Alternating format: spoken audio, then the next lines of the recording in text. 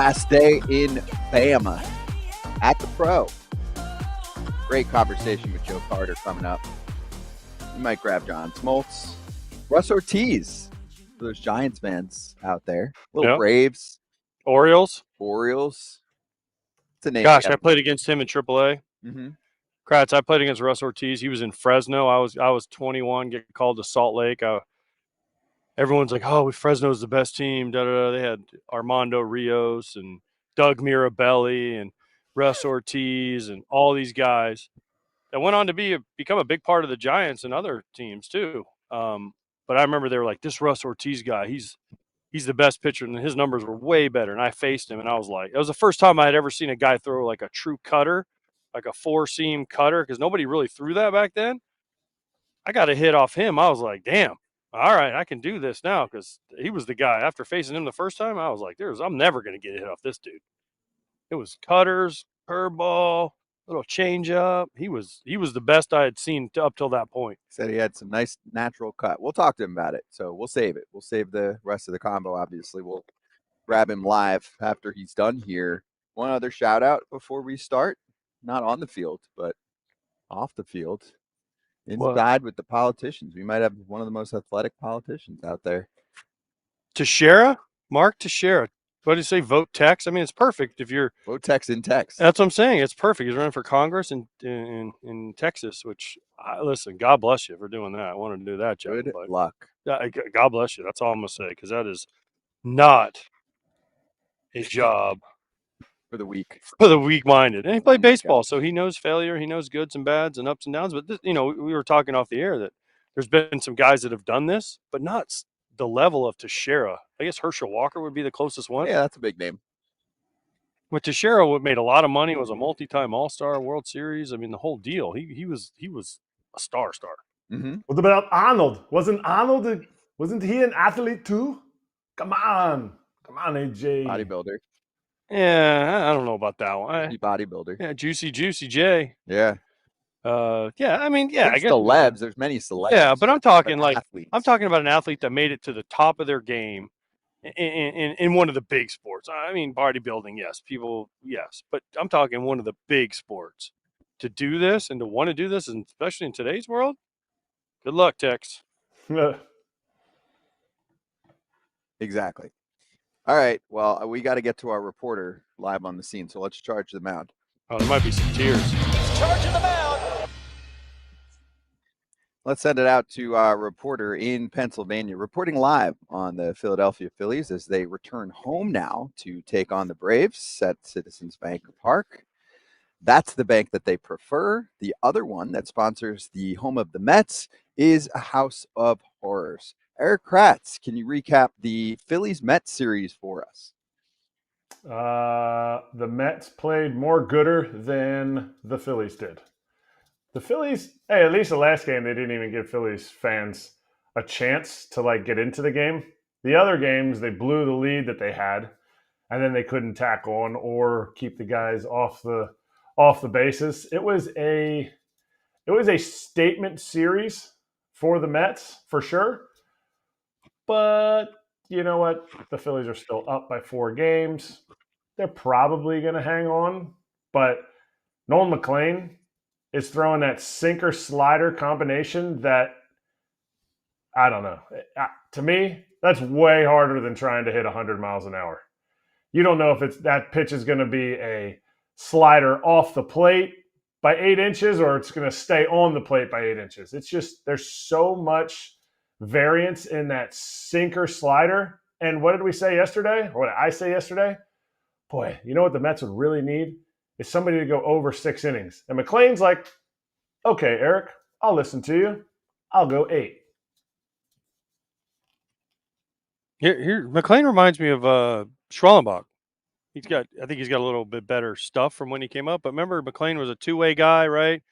Comes up, setting the world on fire. Schwellenbach kind of did that until he got hurt, obviously. He's been really good for the Braves. So, position player. Many pitches, can throw strikes, throws hard. That to me, he's a better version of Schwellenbach when Schwellenbach got to the big leagues. And for him to come up in this pennant race, what, .89 ERA? through his first Well, 3 And starts. Vientos has been hot too. Let's not forget Vientos has gotten hot. All of a sudden, we have playoff Mark Vientos coming out of nowhere. 4 games is still a lot to make up. I don't know if they can do it. Do they play anymore? They don't play in City anymore, do they? No, they play another one in 3 Philly. more. How many games, Kratz? 3 or 4? 3 more. I think it's 3 more. I think it's a 3-game series. Yeah. I just don't know if they can make up those games. But yeah, it's a nice win for the Mets. It definitely sends a statement that the Phillies don't want to play the Mets in the season. They might be okay playing them in Philly. Yeah, but still, I don't know. The Mets are going to go into that series with some serious mojo. Confidence, mojo, whatever. I can't wait to watch Jonah Tong pitch. How many times do you get to see 2 rookies thrust into a rotation when the team needs it? I get it. The Reds are falling off now. I think they're 4.5 back. So, maybe they don't need it. But this pitching staff, in my opinion, needs it. Jonah Tong's going to bring some serious funk too. I think he had like 100 in Double A. He had like 160 strikeouts in 100 innings. Like, this guy's another athletic pitcher who's able to move the ball around the strike zone and I guess give him length. I mean, we'll see. I mean, Mendy was like, just keep going out there last night. He's like, just go, just pitch. We'll have someone else throw in the 9th inning. 4 games, September 8th through September 11th. Mm-hmm. Mets, Phillies, 4-gamer. So if the Mets are within a couple games, that could be fun. It's going to be fun regardless because Philly fans are going to be fired up. We're going to be like, oh, yeah, Citi Field fans, watch us. We can do it at the bank. Mm-hmm. Watch how we can do this. We'll throw stuff at you. We'll boo you. 10 games now that the Mets have beaten the Phillies in at Citi Field. 10-0. Including the postseason last year where I was there. And that was the whole thing was Phillies were favored heavy over the Mets, and they went to New York and got smashed because all the hope was that Wheeler would come back in Game 5 and save the Phillies, and it didn't happen. 21 for 37 with runners in scoring position in that series. I mean, you can't do much better than that. That's about as good as it gets for a 3-game series. 5 straight hits against Taillon Walker to start the 3rd inning, and it was on. And Taillon Walker is still a playoff starter for you there, Kratzy, after his performance? I don't think he was a playoff starter before. I wouldn't say I was in that camp, but hey, he has given them some innings, and he was willing to throw out of the bullpen earlier this year. Like, I get it. He complained at the end of last year because he wasn't in the rotation or he wasn't on the playoff roster. But to me, he's earned his innings so far, and it's been huge for him because they need it. If you give Northeast fans an inch of a storyline, they will grab 20 miles. Of course. Microphone signs, fake mics in the stands. It is on. There you go. Look at that. You made that out of a hanger.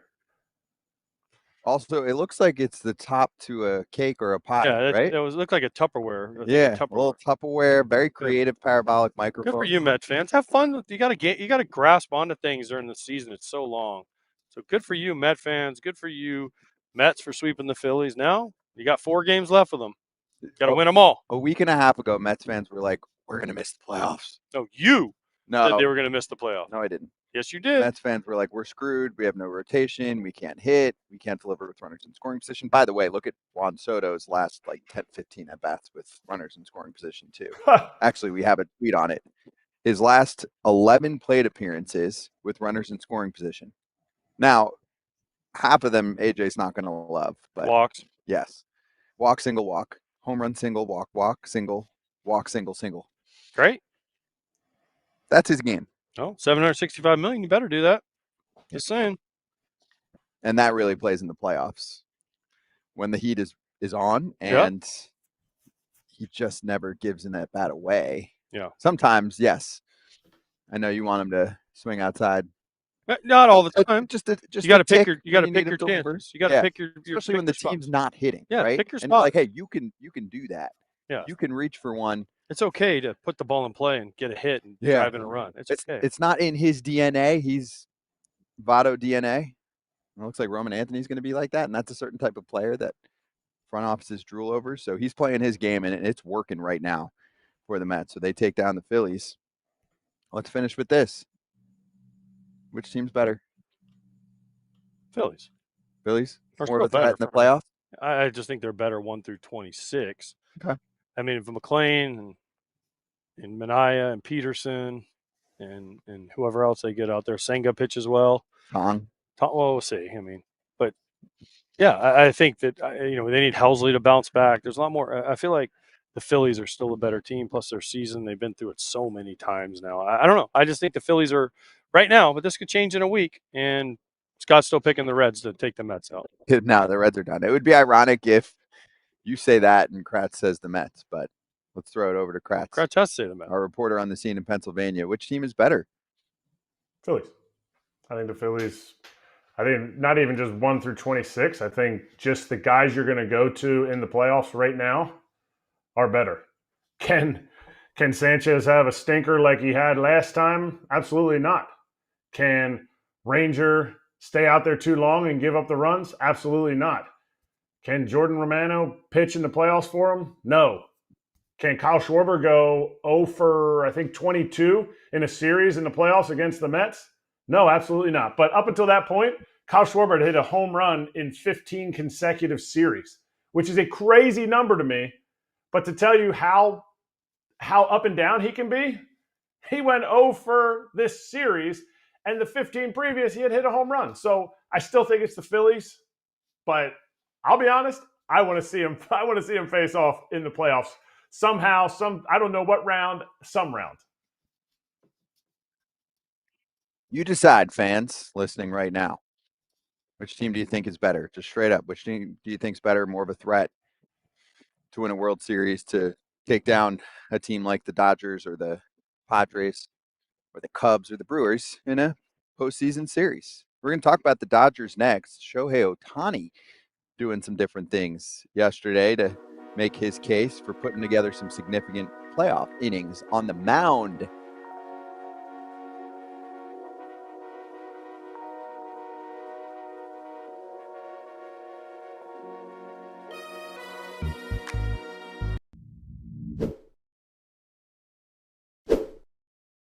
Kratz, if you need to pay rent for your apartment and you're not getting anything for it, then you probably haven't heard of Built. You have to pay rent every single month. Why not get some points that you can redeem for other things that are a lot more fun than paying rent, like flights, hotels, Uber rides? That's right. And it doesn't stop there. Built is about making your entire neighborhood more rewarding. You can dine at your favorite local restaurants, and you can earn additional points with VIP treatment at certain fitness studios. And you can also enjoy exclusive experiences that are just for Built members. They announce them every month. Built is turning a monthly expense into an opportunity to earn rewards and discover the best that your neighborhood has to offer. Your rent is finally working for you, and you can earn points on rent and around your neighborhood wherever you call home by going to joinbuilt.com/foul. That's joinbilt.com/FOUL. Make sure to use our URL so they know that FT sent you. Get after it. Hey, Jameson, Taillon back on the injured list, and Javier Assad gets called up. Any concern there? Or should we just be looking at Cade Horton like, oh, Cade Horton's been really real good. deal. Cade Horton's been really, really good. He's been the real deal for a while now. I mean, him and Imanaga, Taillon would be nice to have there. Assad was one of the guys they were counting on until he didn't perform and was down in Iowa. So listen, this is a blow for the Cubby Bears, but Horton's been so good, he's covered up a lot for them. Mm-hmm. They got to swing it though. They got to get back on track offensively. I'm confused why Assad is down in AAA. I'm not seeing any. Last year he had a 3.7 ERA and 29 starts. He was hurt. He was hurt So for a he's while. hurt this year. He missed a lot of time. Yeah. That's a big, to me, that's a big pickup then. It sucks that they're losing Taillon, but I think a team like the Cubs, they don't have enough depth to lose anybody. So, yes, I think it's tough. Assad's a swingman, too. Yeah. Yeah, he's pitching the bullpen. He started. They thought he was going to be really good there. So we'll see. We'll see. Yeah, he had a moment. But, I mean, he's been up and down. If they had Justin Steele, it'd be a different. We'd be having a different conversation with the Cubs, especially with Horton. You're right. And Shota's pitching a lot better. Steele. Yeah, if you go Imanaga, Steele, Horton, that's a pretty good 1, 2, 3. That was the dream for them. Remember when Craig Counsell didn't pitch Horton in his first start against the Mets in the Let's first not inning. forget Matthew Boyd, by the way. But Matthew also, Boyd's having an all-star year. they should have picked up a starter.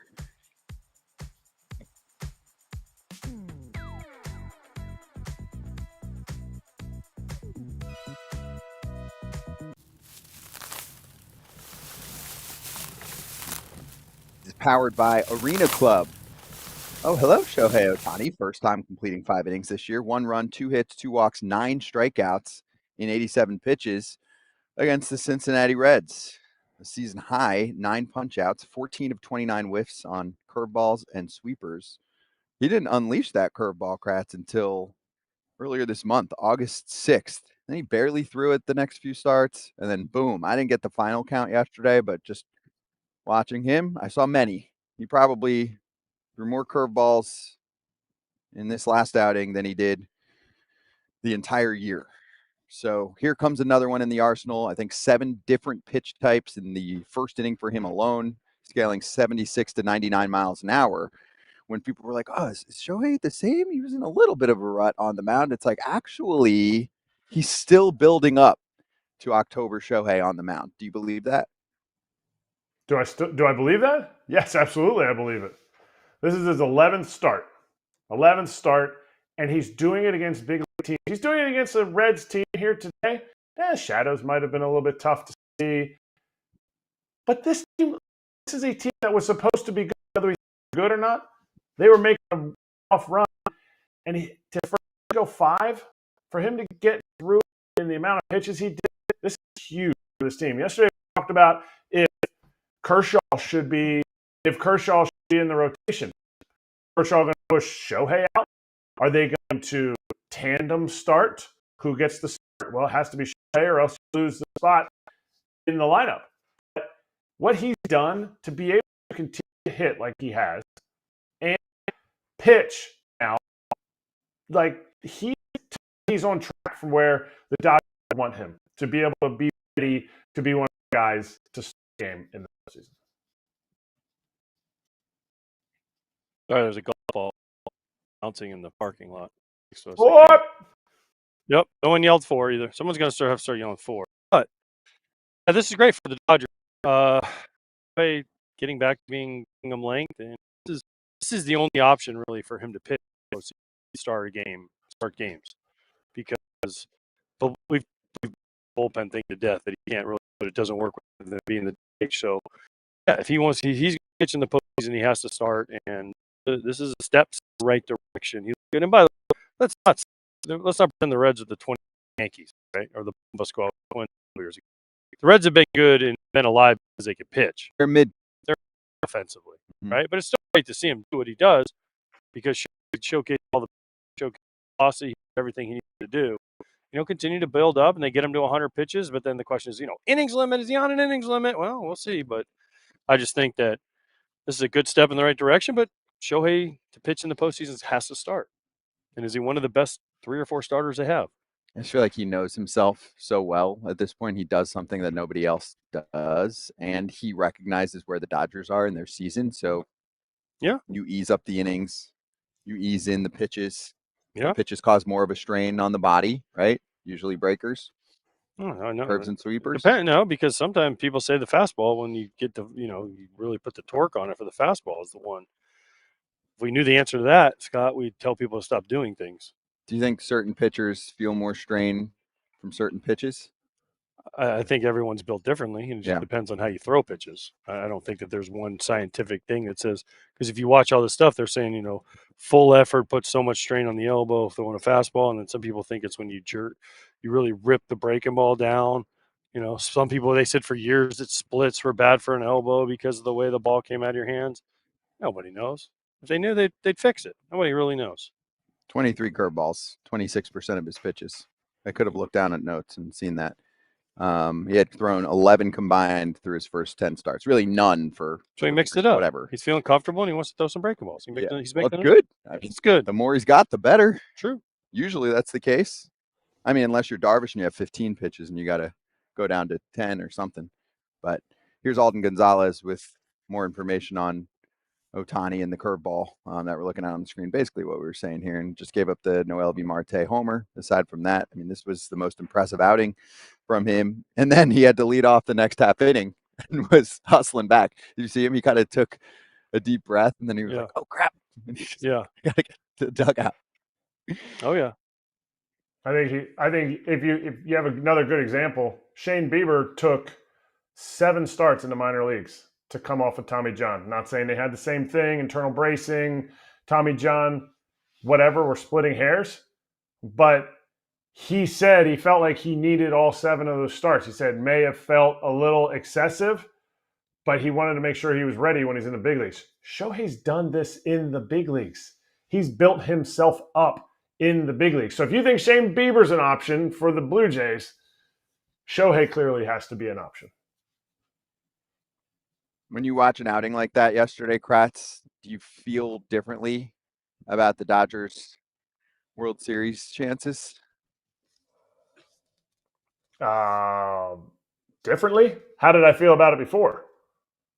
I don't know. You tell me. How did you feel about them? And then how do you feel when you see an outing like that and think, could this guy be a number 1 in October that dominates? Will he ever be a number 1? I don't know. I don't know if Shohei will ever be a number 1 now. He was a number 1 when he was pitching for Anaheim.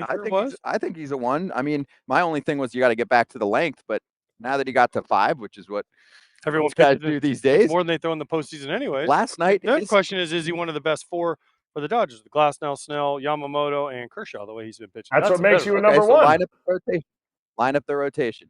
Okay, you've got a 4-game or a best of 7. You need 4 starters. Who are your starting pitchers for the Dodgers if they're all intact here? Glasnow, Snell, Yamamoto, Shohei. Well, and it kills me. It kills me to not have. Yamamoto's probably going to be 1. He's probably going to start game 1. Yep. Yamamoto. Then I would think they'd go Snell, then probably Glasnow. Then you make a decision between Shohei and Kershaw. I like Glasnow. Ohtani? I like Glasnow. You make a decision on game 3 just because your bullpen is rested from the day off after game 2. I like that because he can just go out and he can throw his 100 pitches at 102 miles an hour in 4 or 5 innings, probably rack up 8 or 10 strikeouts. To me, I think that game 4 is dictated, who starts that is dictated based on how the series is. If you're considering between Clayton and Shohei, I just don't know if you can skip an entire series of not having Shohei pitch. Like if you can go to game 4 and Kershaw closes it out because Yamamoto's not coming back for game 5 like other teams, so they may be the only team that needs 5 starters in the playoffs. That's not a bad point. Yep. Right. Yamamoto at his most effective when he's got extra days. Mm-hmm. That's an interesting point. So maybe they do use all 5 because that's the question with Kershaw. I mean, he's not going to be out of the bullpen. Mm-mm. No. Right? Clayton starts or is not on the roster. Yeah. He's on the roster. So even if he doesn't then start? He's starting. He's going to start. I'm saying he's going to start. I'm not saying where he's going to start. But you can't not have him start. He has to be a guy that is in. You're not going to go to him. I know we talked about Verlander last year, but it was a way different case. All Kershaw ever does when he takes the ball is goes out there and gives you what is needed. I don't care. I don't like the whole talk about postseason Kershaw. Don't, because I think the next start will always be his best start. To me, it's beyond postseason Kershaw at this point. He's not had good moments in the postseason. Like he was really bad early. Like it was mostly against St. Louis, but he's been a lot better. I mean, for a long time. But he's had moments. Yeah. Does his stuff play against the top offenses the same way? Is there a played against every team he's faced this year? Yeah. I don't know who he's pitched against, but every team he's pitched against, he's been fine. No, you want the best stuff out. Okay, so I'm just start Shohei, piggyback Kershaw. I don't know. No, he doesn't. I don't think he'll. I mean, there he is against the team you just said was so good, the Reds. You're the one who's all over the Reds. Their offense is not that good. It's not. If they could hit, they'd be a lot better because their pitching has been really good. Okay, so 5-man rotation. A very rare 5-man rotation in the playoffs. Yeah. I don't think it's going to happen because you're going to want You need relievers. How is this working? I don't know. That's what's going to be fascinating to see what they do with Ohtani. Now, they might back Ohtani off and say, listen, Shohei, you're at your limit since you just had your second elbow surgery, and this is that be their excuse to get out of it. Does Ohtani have to start, or could you mid-game him? You can't, because then you lose the DH when you take him out. You can't do that. That's the whole thing. You can't do that. He has to start or he does not pitch. Unless he comes in and closes, and you just hope and pray that he doesn't blow it. But they also haven't done that. So at some point, if they're going to make him the closer, they're going to have to start getting him ready to do that. Because what happens if it's the bottom of the – they're in Dodger Stadium. It's game 7 of the World Series. Shohei hits a leadoff double, and and by the way, we're tied, and he's the go-ahead run. He scores the go-ahead run with 2 outs. And they're like, hey, Sho, you're closing the ninth. He hasn't thrown. You can't do it. Okay, but you can't do it. You want your 4 best stuff guys in the playoffs, and if that's the case, you're going to sacrifice a reliever?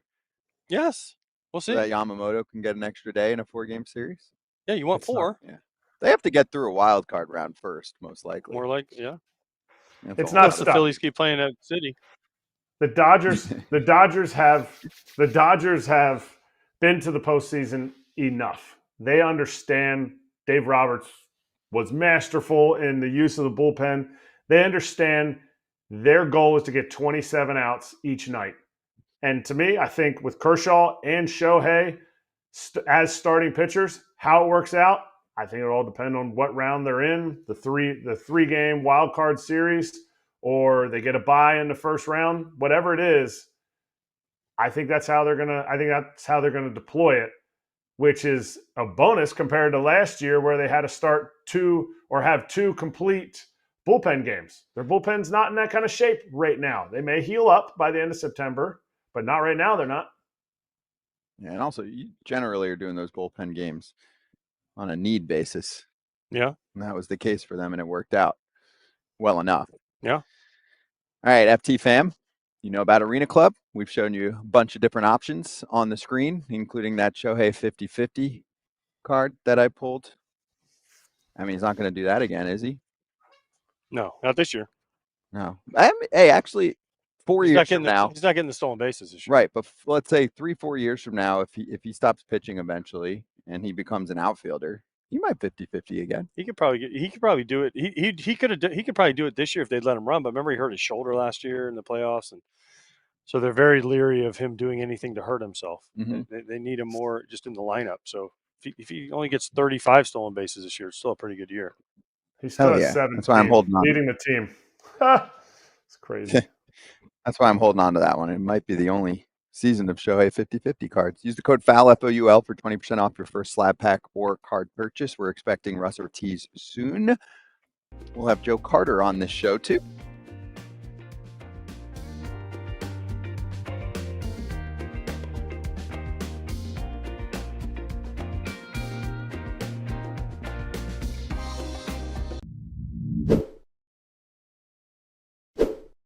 FT fam, welcome to the world's most comfortable swimwear. For a moment, we are talking about Fair Harbor.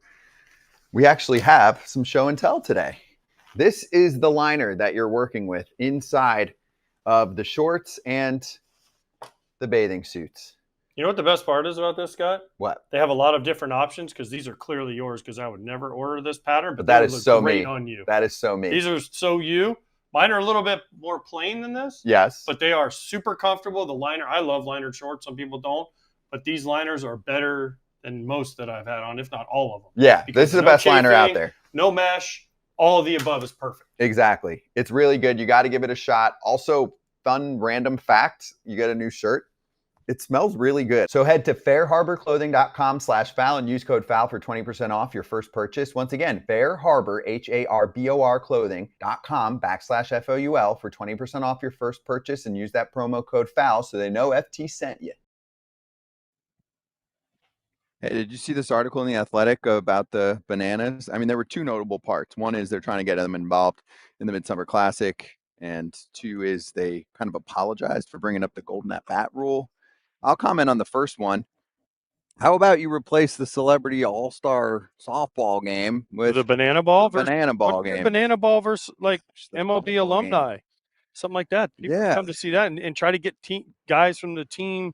They're in Philly next year. They get a bunch of Philly guys, Ryan Howard and Jimmy Rollins and Kratz and Jason Worth and all those guys that are Phillies guys. Now you might have to bring in some guys from other teams, but yeah, I think it would be pretty cool to get that done.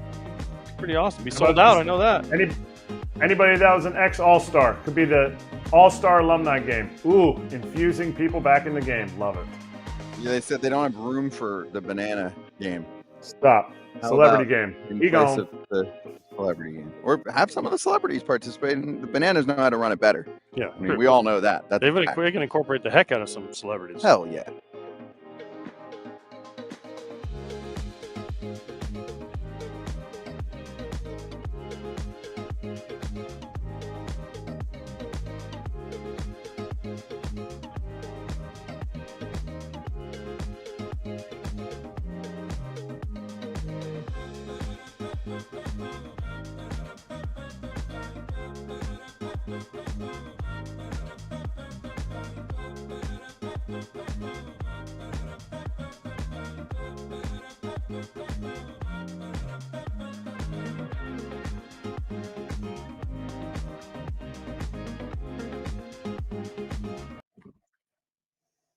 Former All-Star Russ Ortiz is here. How you doing? I'm good. Good. I heard you watch a little FT here and there. You catch some FT every once in a while, some Yeah. top territory.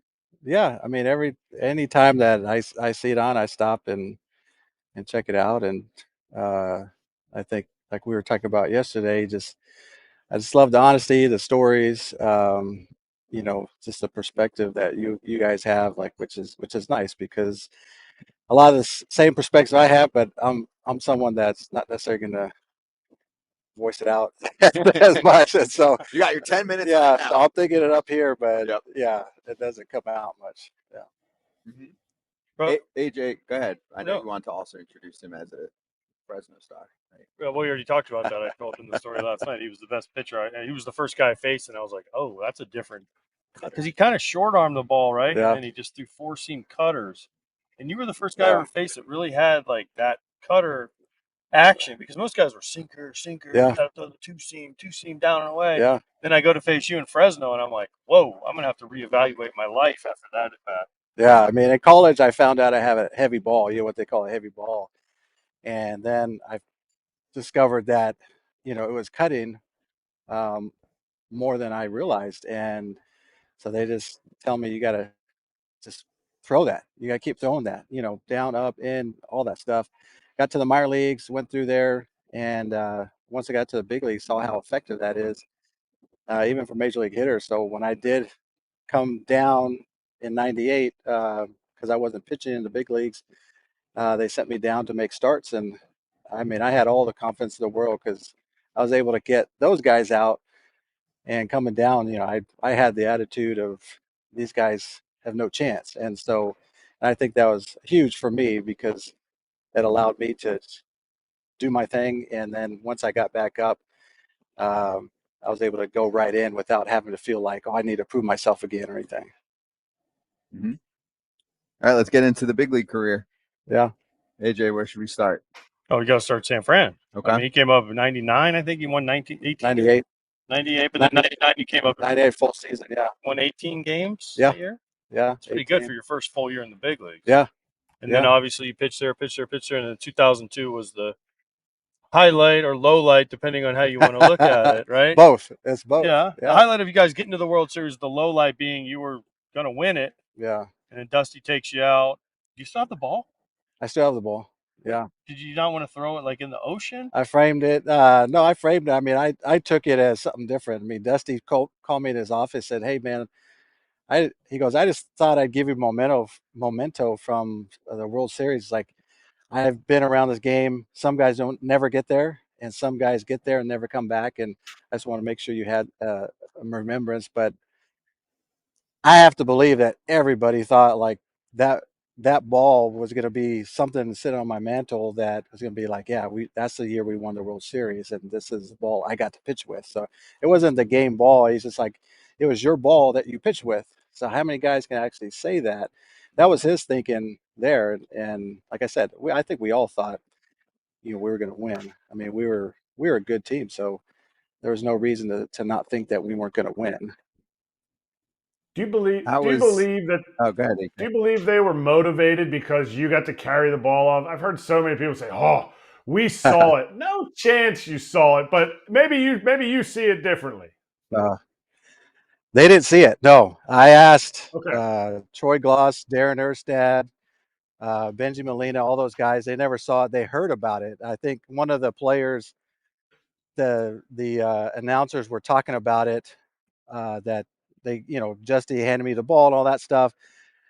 The story goes, some guy ran down and told another coach, and then I forget who it was, and he just said, "Did you hear that, guys? They gave him the game ball and stuff like that." And so, but the players actually told me, which was actually pretty sweet, that they said we were pumped because you were out of the game. So that gave us confidence. They said we thought we had no chance that game, which is a huge boost for me and my confidence. And that was a really great compliment. But yeah, no, they didn't see it. They didn't see it. So that was made up, and they just got fired up because they had a lot of comebacks that year. New pitcher, Rally monkey, rally baby. monkey, thunder sticks, all that stuff, and so they had a little they had a little sliver of a chance at that point, and then they, unfortunately for us, made it happen. It's like Blake Snell years later. Yeah.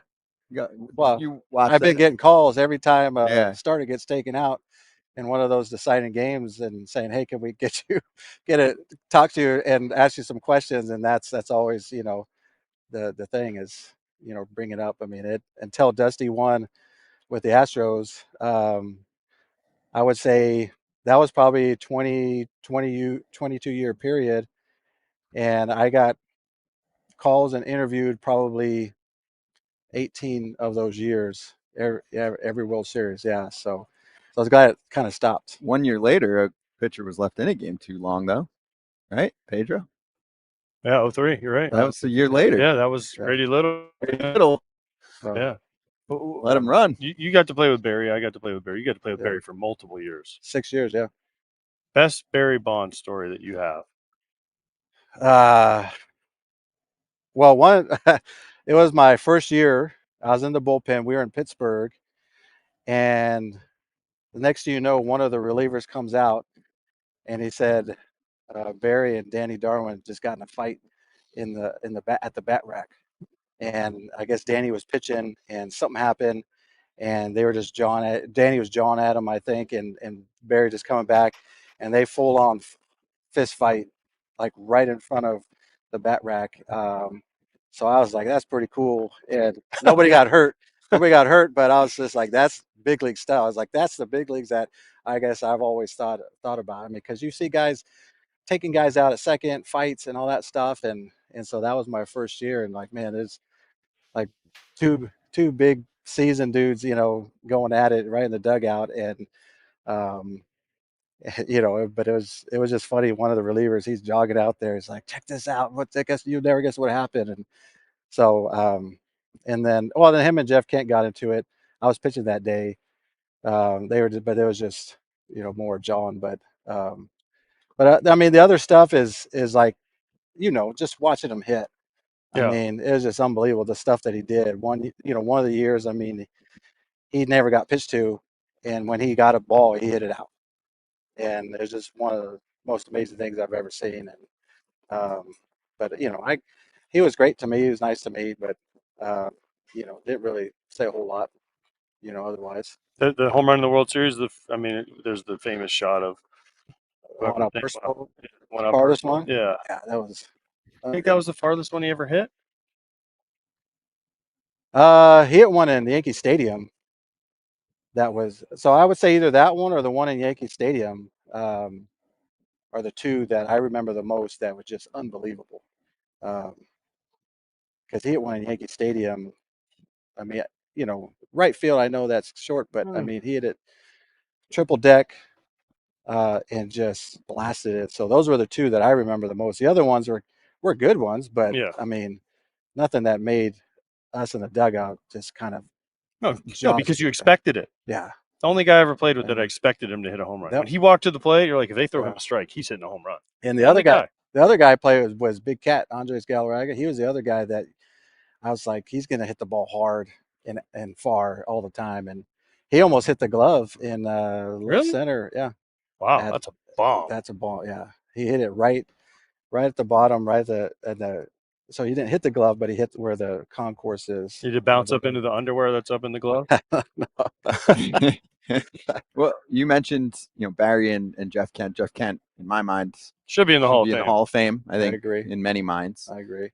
When you had two stars, I mean Barry's on another level, but Jeff was a superstar player. When you have those two jawing, does anyone try to go to Jeff like, hey, like let's just leave him and let him do his thing, even if you guys disagree? You guys would just let them go at it? At first, I think everybody was just like, let him go at it. Yeah. I mean, I think it was one of those things is good for the team, to see someone challenge Barry, I mean, I don't think they were going to actually fight. I think they were just going to get in each other's face.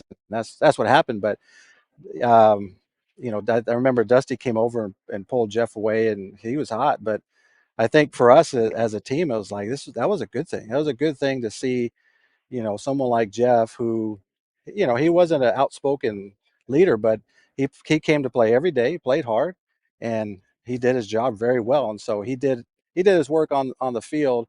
And so it was good to see that he was going to challenge him. Speaking of Jeff, were you there when he fell off the car and hurt his wrist? I was on the team when he was washing his car. I was on the team when I heard about it, and he came in.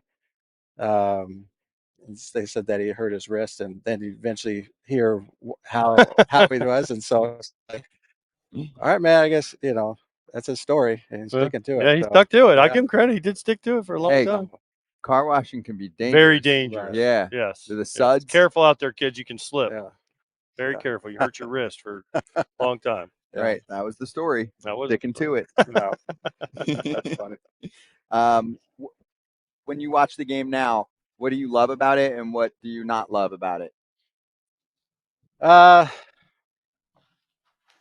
mean, I love seeing guys throw that hard. I mean, that's really cool, and to see how they spin it and everything. There's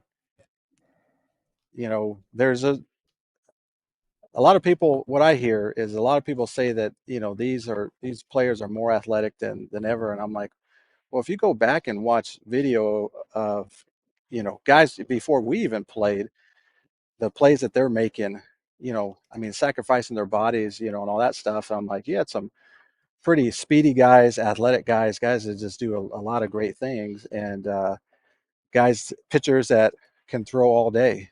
And so I hear that, and I'm like, I mean, come on, we can't just count, the older generation, players, but a lot of these guys are just, very, very athletic and skilled, and I'd like to see them do a lot more, with speed, taking extra bases, moving guys over and stuff at certain times. But I mean, that's a part going into what I guess I don't care about the game is I see a lot of pitchers just throwing the ball right down the middle of the plate and guys swinging and missing. I'm like, how are they missing these pitches? I mean, I know they're hard, or you can tell me more. So, yeah, I mean, if you're consistently swinging under, I mean, at some point, don't you think you'd make an adjustment? But no, yeah, keep doing it. So that's the part I'm just like, I just don't get it. I don't get that part, and I see a lot of pitchers, in my opinion, they're not trying to set up guys, get them out in 2-3 pitches. I mean, we have here at the Pro,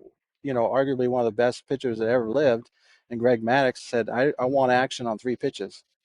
He wants to get guys out in 3 pitches, and I'm like, that's not even.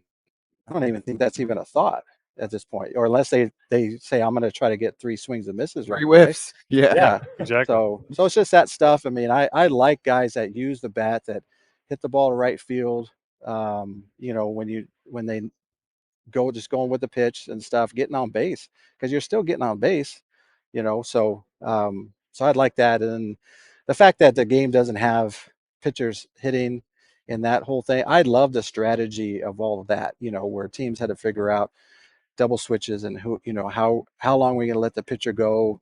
Are we going to let the pitcher hit, switch in? So when you're on the mound there, and you know, as a pitcher, and you're trying to figure out, like, okay, what is the manager going to do here? Is he going to let this guy go or pinch hit? Then who are they going to pinch hit?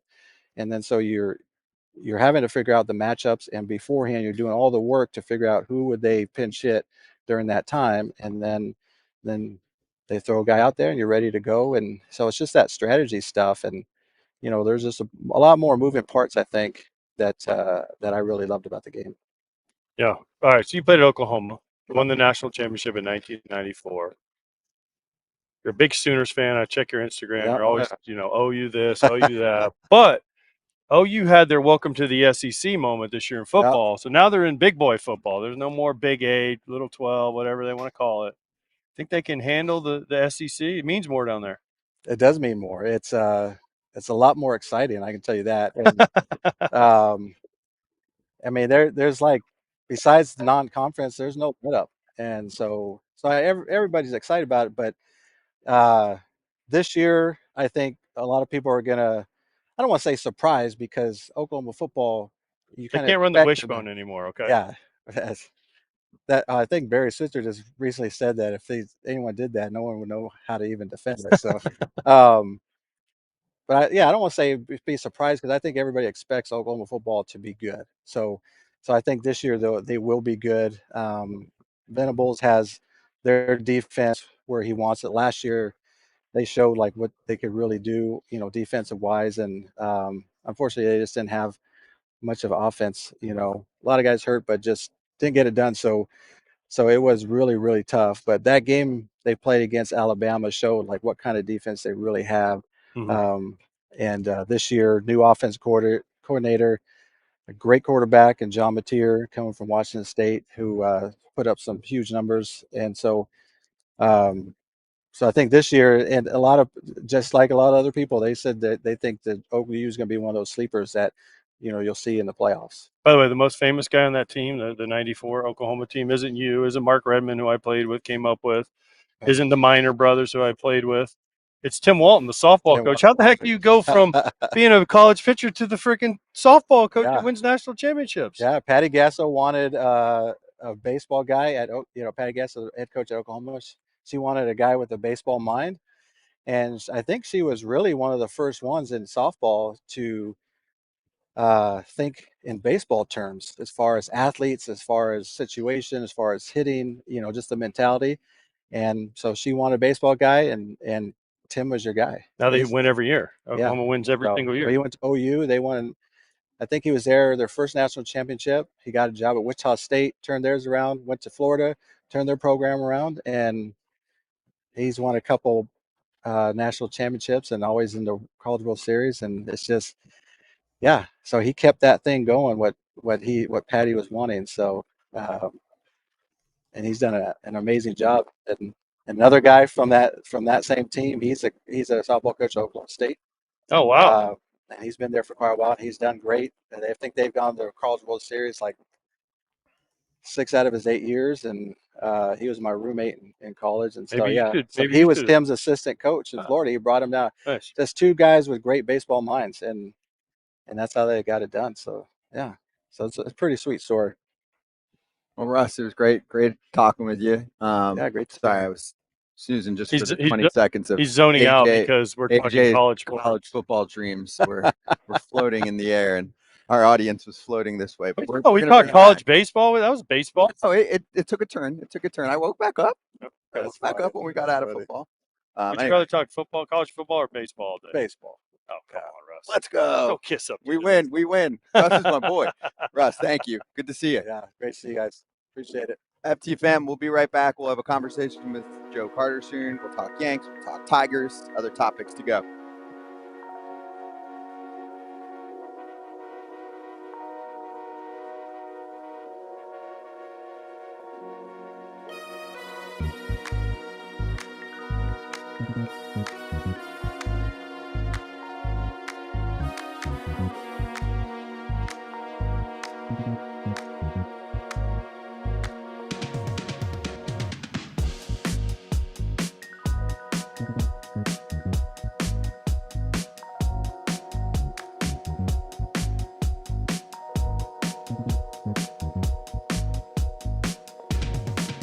gap between groups here, by the way. Yeah. Large Quiet gap. time right now. We're back on YouTube for 2 So- minutes here. I'll bring up the Alex Cora quote about Roman Anthony. He's opening up a little more as a person. He's a cool kid. Sarcasm comes into play with him, which is awesome. We like it. It's been fun. We were joking that we unlocked the real Roman after he signed a big contract. That tracks for some guys, Yeah, right? some guys get comfortable. I mean, look at Skubal. Remember Tarek Skubal? Nobody really knew who he was, and then he went off last year, wins the Cy Young, and now he's one of the best interviews on FT and all around baseball. So sometimes guys just need to be comfortable. Once they're comfortable, they let it out. Yeah. I mean, you know that when you sign a contract, you can basically speak your mind, Kratz.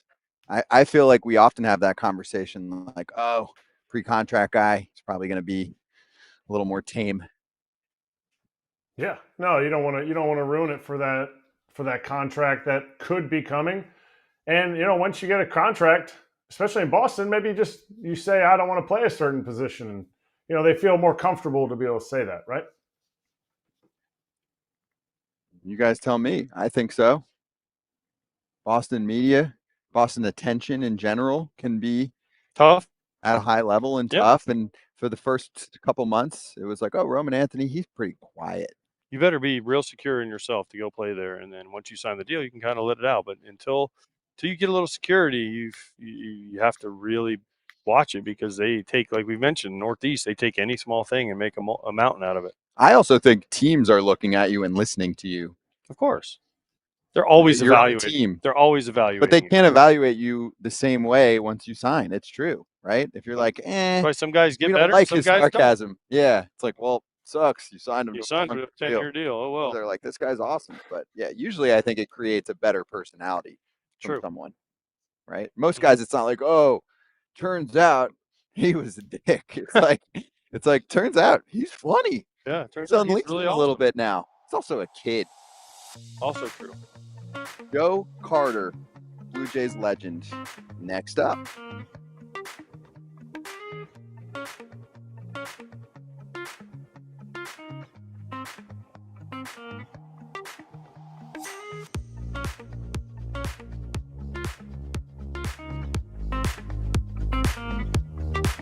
Five-time All-Star, two-time World Series champ, Joe Carter is with us. Can you recite the call from 1993? I mean, this is super relevant.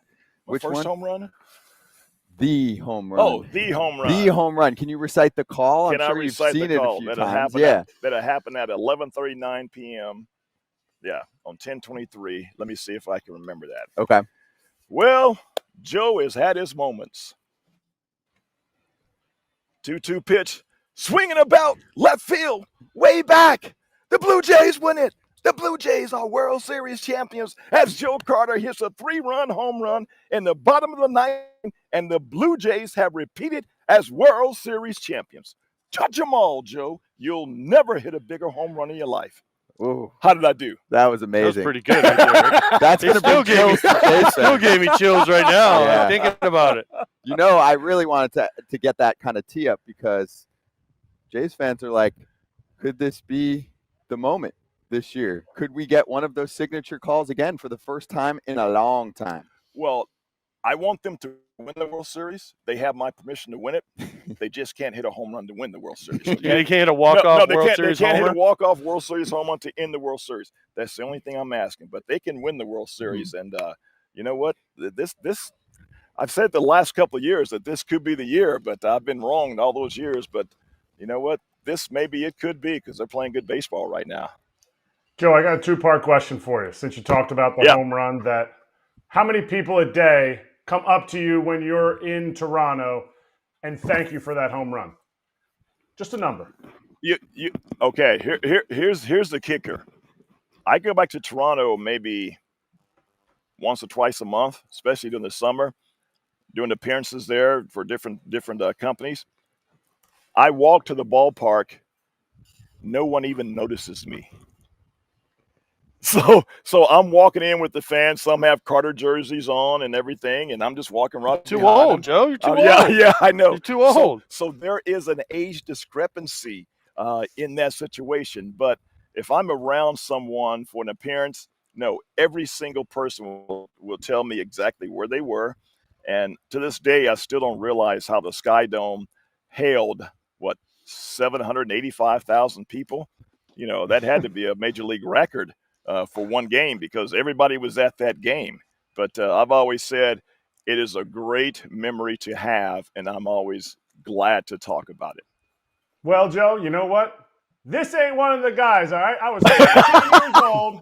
I was a Phillies fan. I was in my prime of baseball, and you blew it for me. Not Mitch Williams. Mitch Williams is perfect. You blew it for me. So today's the day that you hear somebody that says, Joe, I wish it was a foul ball. but here's the thing. How many times have you had a chance to witness that?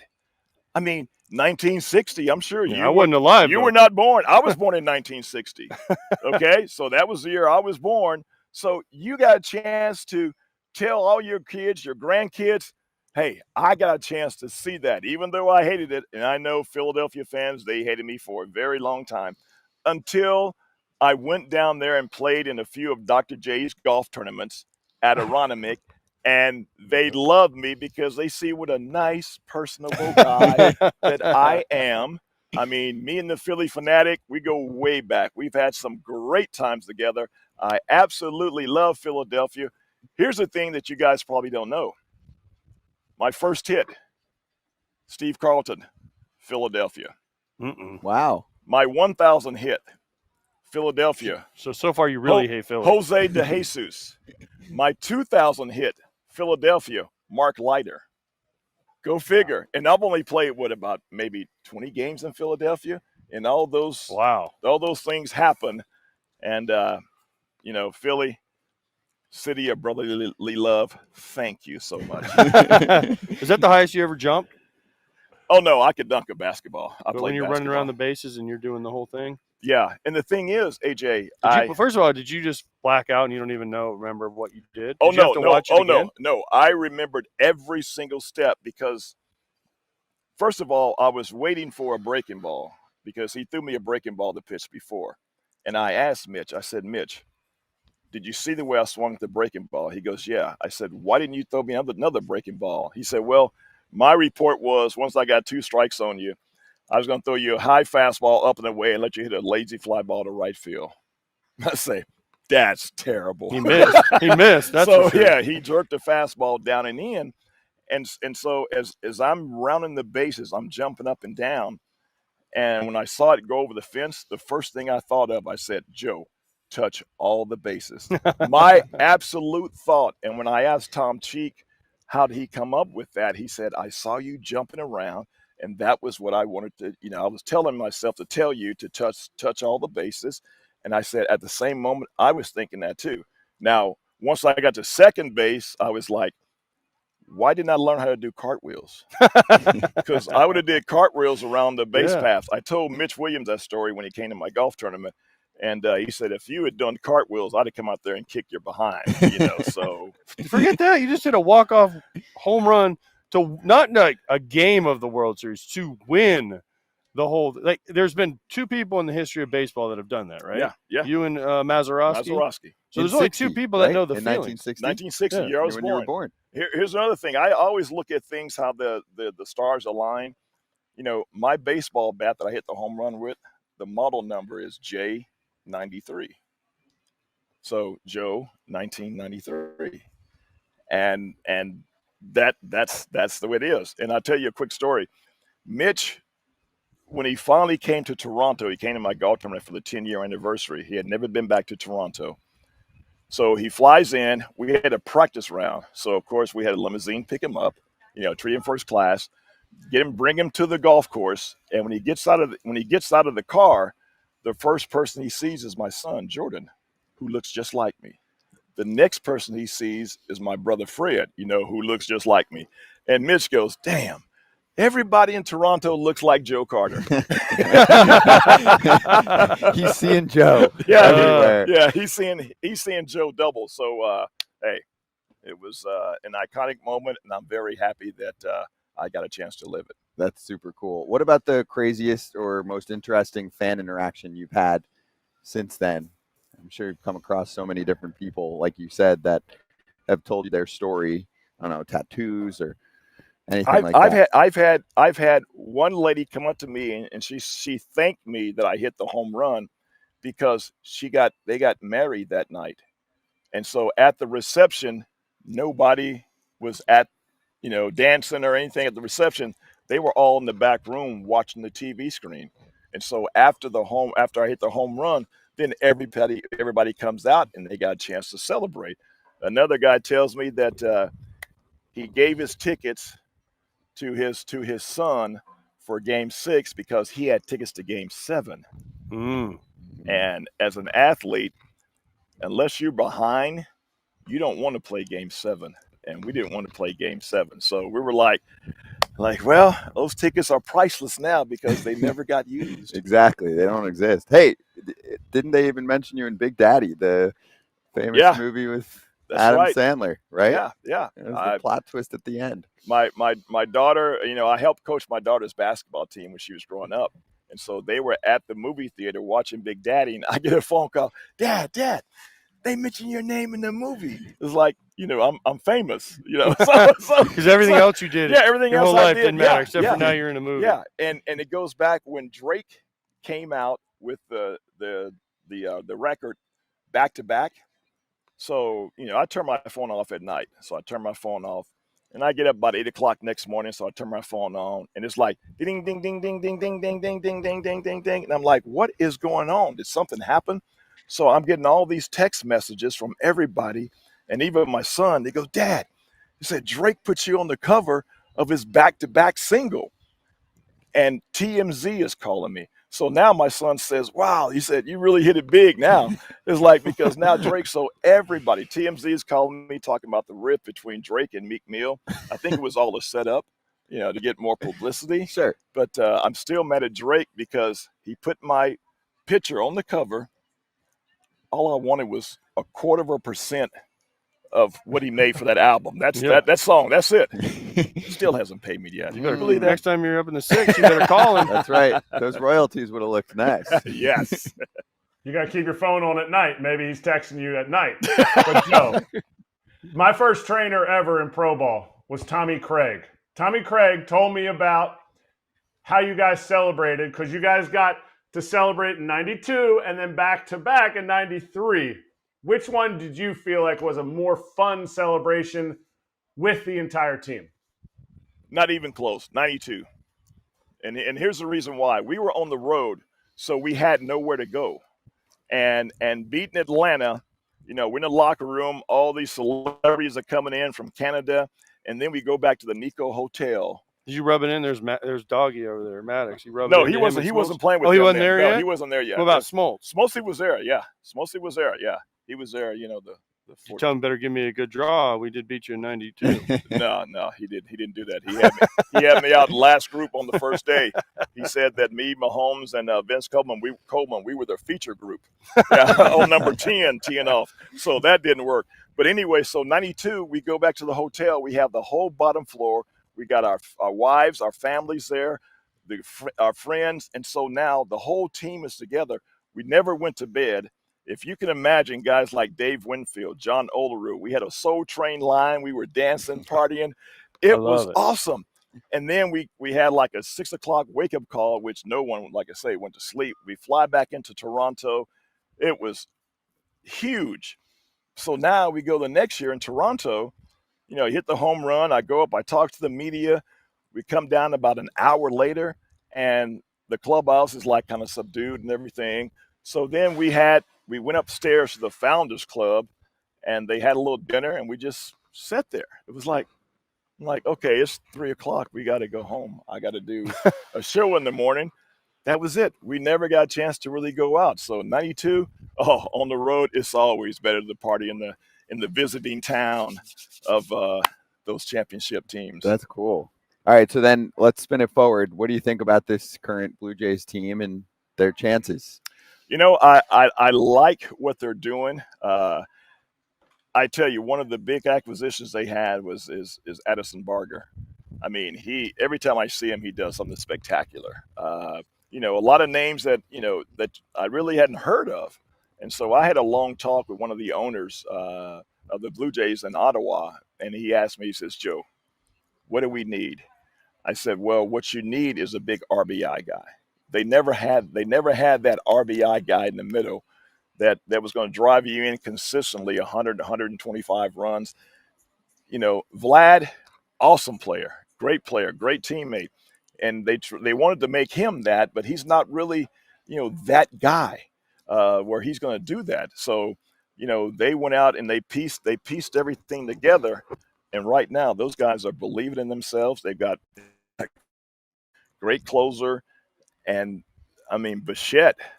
I mean, I knew his father real well, but man, he's got one of the swings where he is just, I mean, he's aggressive. He puts everything in play. And no, he's phenomenal. So with Vlad over there at first base, I mean, they're piecing the team together. And right now it's a lot of fun for them to come to the ballpark.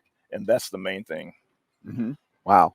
And you're saying, I mean, Vlad obviously is one of the better hitters in the sport, but he'll take a walk. And you're saying they needed a guy who's just, they needed a Joe Carter who's not going to take that walk. Yeah. Who's going to drive the run in. That was then I'm going to ask you this question, because I have this argument with people sometimes. That's why. I'm going to use Soto, for example, Juan Soto. Okay. He will not leave the strike zone, right? But sometimes you need your guy, runner on third, less than 2 outs, leave the strike zone and get that RBI and move to the next guy. But if you just won't ever leave it, you're always – doesn't that – How many stolen bases does Soto have? He's got a few this year. He's got 20 probably this year. If the range. bases were as big as these tables, you could steal bases too. Yeah, I know. I mean, you're not paid to steal the bases. You're not paid to walk, especially in the RBI situation. My 1 year I played in the National League in San Diego, I hit behind Jack Clark. Okay, Jack Clark had tremendous bat speed, but he had a great eye at the plate. And if you guys on second and third, ball this far outside, he's like, nope, it's ball 4. He's like, take his walk. I'm like, go ahead, because I swung a 35-inch bat, so I could handle the inside pitch and the outside pitch about this far outside, because my mentality is when a guy's on base and they know I'm an RBI guy, so I'm the guy they talked about in the meetings. Hey, we can't give Carter this, especially with guys in scoring position. He's a free swinger, but we can't make a mistake in that. So now I know the scouting report, and I know that pitcher's worried about that, and the catcher's like, okay, we got to be careful. So if you miss the plate, I can still hit it and drive that run in, because that was my job. I like it. I like it. All right, before we let you go, I want an invite to your golf tournament, because I know it's in Toronto. One of these times I gave you one. I gave you one. Did you not show up? No, I can't go. Oh. It's always always in June. It's like the middle of baseball season. It's always I'm like, I'm in San Diego or San Francisco, and he's like, hey, fly to Toronto for a night or two and hang out. Okay, we got it right here. We got it. Okay, you can run it back a year later. AJ, I'm inviting you. Yes. I have an open invitation, Yes. Okay? Okay, but when I call you, and if you don't come, that's on me. No more pecan pie for you. Yeah, that's what I was going to say. The only reason I come to these tournaments is people don't know this, but Joe and Fred, his brother, make a pecan pie that is to die for, okay? So every time I get a text from either Joe or Fred, we got a pie for you. We got a pie for you. So last night I took the pie in the locker room with all the players, and they ate that pie in about 5 seconds. Yeah, there was one little piece left, and you saw Smoltz. He was exhausted from being the commissioner. He came in there, he's like, he was literally like a monster. You saw him too. I did. Yeah, he was emotional eating. Yeah, there you go. That's good. Eating. Emotional eating. Yeah, and as soon as I saw you doing your little radio show the first day, you threw your hand up. You're like, hey. Mm-hmm. Yeah, it's like, you know the signal. So now we can't stay in the hotels. So every time we come to these events, we get our Airbnb so that we can go out and cook for guys just like you, AJ. See there? Well, you usually do a fish fry. Fish fry. Or something, right? We did a fish fry with Donaldson's house. But Fred also does, he does deep fried turkeys during Christmas and Thanksgiving. He'll do about 100. And so now he's injecting the chicken with this special sauce concoction he mixes up, and then he deep fries it in a big old bucket for like 30 minutes. And that was the first time I had it, and I mean, it was Wow. it was. Does he ship those? Does he ship those for holiday occasions? He just put them in the microwave. He could. I would not put it past Fred. Fred's a hustler. There's no doubt. You don't know Fred. He is a mover and a shaker. Exactly. I'm Fred's brother. At these things you are. At these tournaments you are. Exactly. Hey, Joe. I'm Joe Carter. Hey, where's Fred? Right. Where's Fred? Yeah. Hey, I'm hungry. Where's Fred? Yeah. Well, it's really cool that you guys do that. And obviously appreciate you coming on here. Good luck. Last day. Yeah. No one has ever tipped us. You believe that? I'm going to say this. No one has ever tipped us. You know what? Because there are times where I had to get your keys to put money in Tampa at the Copperhead. Fred had to give me the keys so I could go put money in your car.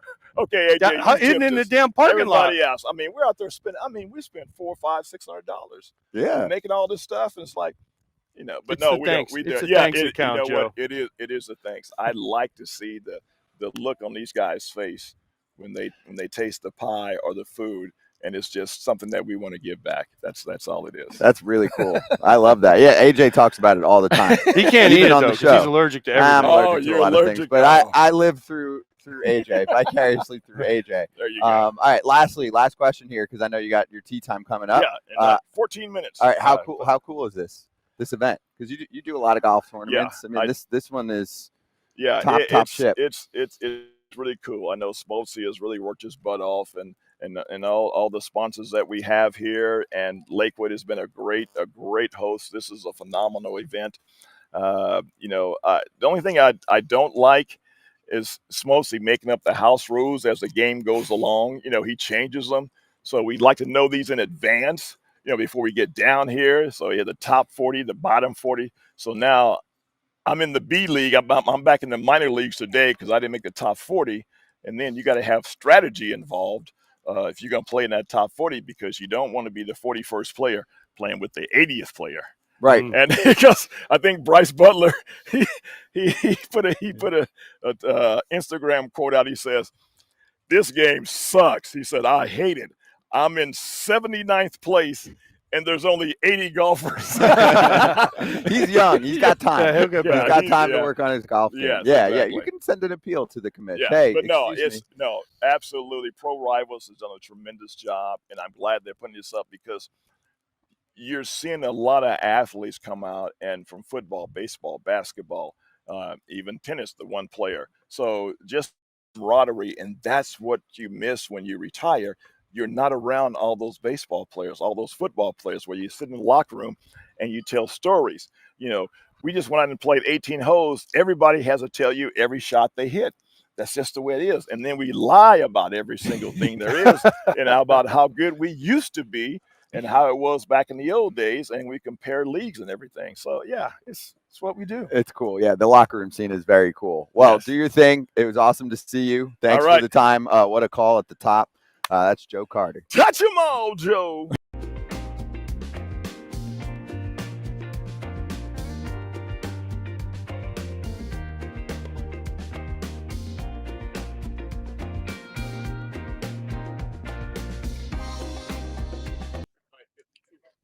Hey, tough blow for the Milwaukee Brewers. We learned yesterday Trevor Megill hits the injured list with a flexor strain in his right arm. A little test for the bullpen depth. It could be low grade, and he was downplaying it a little bit. You know what this means? A rebate time. A rebate time. A rebate time. A rebate time. A rebate time. Wow, that was worth the price of admission right there. Kratz and AJ doing the Abner rebate.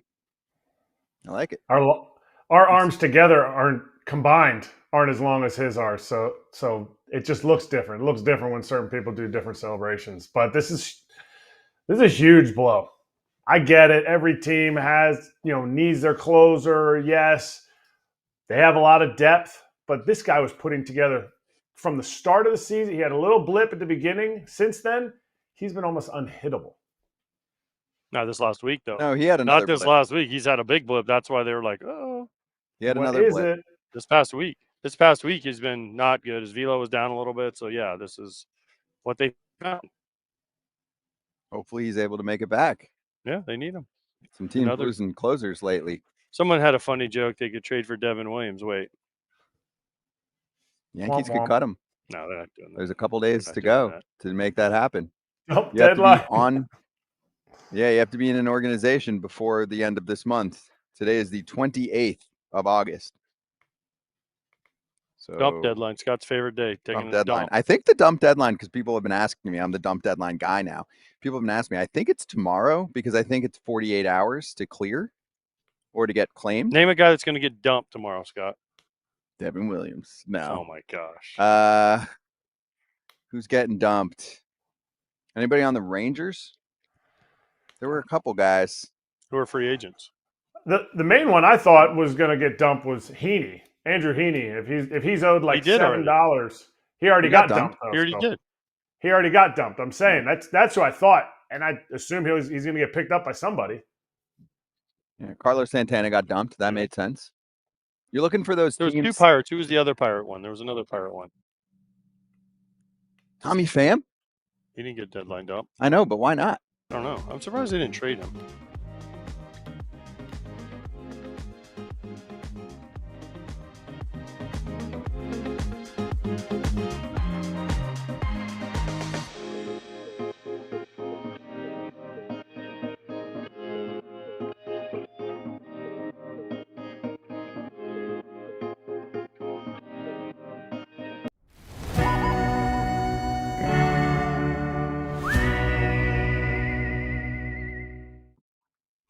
The good, the bad, the ugly. That's new. You haven't seen that, have you? No, I don't even know what that's for. What are we doing here? The new segment. I got that. Lady likes to create new segments. So you liked it? Okay, Kratz, you lead the charge Can't here. get Clint Eastwood out there in yeah uniform. The good. I know what the good is. We're hitting the Yankees for a moment because we did crush them from their disaster weekend and praised the Red Sox for owning them this year. They know how to rebound. All depends on who they play. You want to rebound? Let me give you a week of the Nationals. And then the White Sox. And then the White Sox. Yankees run line all day. 11-2 in the end of the series. The capper in that one. And, yeah, they really found it again, Kratz. Did they ever lose it? Or did it just go dormant because they were facing teams that were able to execute pitches? I mean, Washington consistently hasn't been able to execute pitches. They have been a team that just kind of goes out there and they don't have a lot of experience, especially with Mackenzie Gore struggling for the last half of the season, probably just half of the season. And the Yankees are they're going to hit dingers like this entire highlight. I just had to laugh because the pitcher in that highlight, just put his head down. They hit dingers. And we complain about teams that don't hit dingers. They're not going to be able to do well in the playoffs. The question to you guys that I have, can you hit dingers to get to the World Series and win it? Well, what is the stat Scott always yells out there? Last 5 teams have been in the top 4. Stat. So no, you credit him. I don't want to steal it from him and then call someone else that.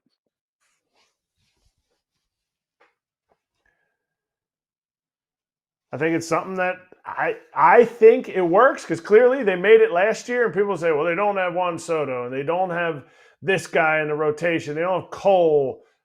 I think Max Fried's going to step up. This team is a very good team. I think their bullpen, obviously, some of the pickups that they've had have not done great, but Bednar's in there. So to me, yes, Devin Williams is not the Devin Williams of last year, but I think this team is ready to go. I think this team will go through ups and downs. So could you see that it's crazy because you can't sit there and say, oh, this team is going to be in the World Series again, definitively. But you also can't, even though it's just a national series, you can't sit there and go, oh, this team's definitively not going to be, they're going to get eliminated from the playoffs or they're going to bounce in the first round. To me, I think, it's one of those, like this stat or this tweet from Jack Curry. The Yankees saw 77 pitches from the Nats pitchers in their 9-run third inning. Atlanta's Greg Maddux, who we just had on the show, tossed a 78-pitch complete game against the Cubs on July 22nd, 1997. That's crazy. That's crazy. 77 pitches, I think, is the most since the StatCast era in 2008. And they did it in one inning. 77 pitches in one inning. That is the stat that I was going to bring up when we talk about dingers. Yes, they hit a lot of homers. They work the counts. They make pitchers work. I don't care if it was the Nats. I don't care if it was what team it was, if it's the White Sox. You have to win the games that you have to win in front of you. Do they need to step up in big games? Yes. Did they kind of fall flat on their face the first 3 games of the Red Sox series? Yes. But they are a dangerous team that puts together at bats, and there's not some kind of organizational overhaul that we need to go with. And you know what? The Yankees, they're prepared for the playoffs with the roster that they have. I don't know how it's going to go. So if you're asking me to choose on the Yankees, I'm going to be the most 50-50 that I could be in one spot. But this team hits dingers, and dingers win in the playoffs. We'll hit the break next.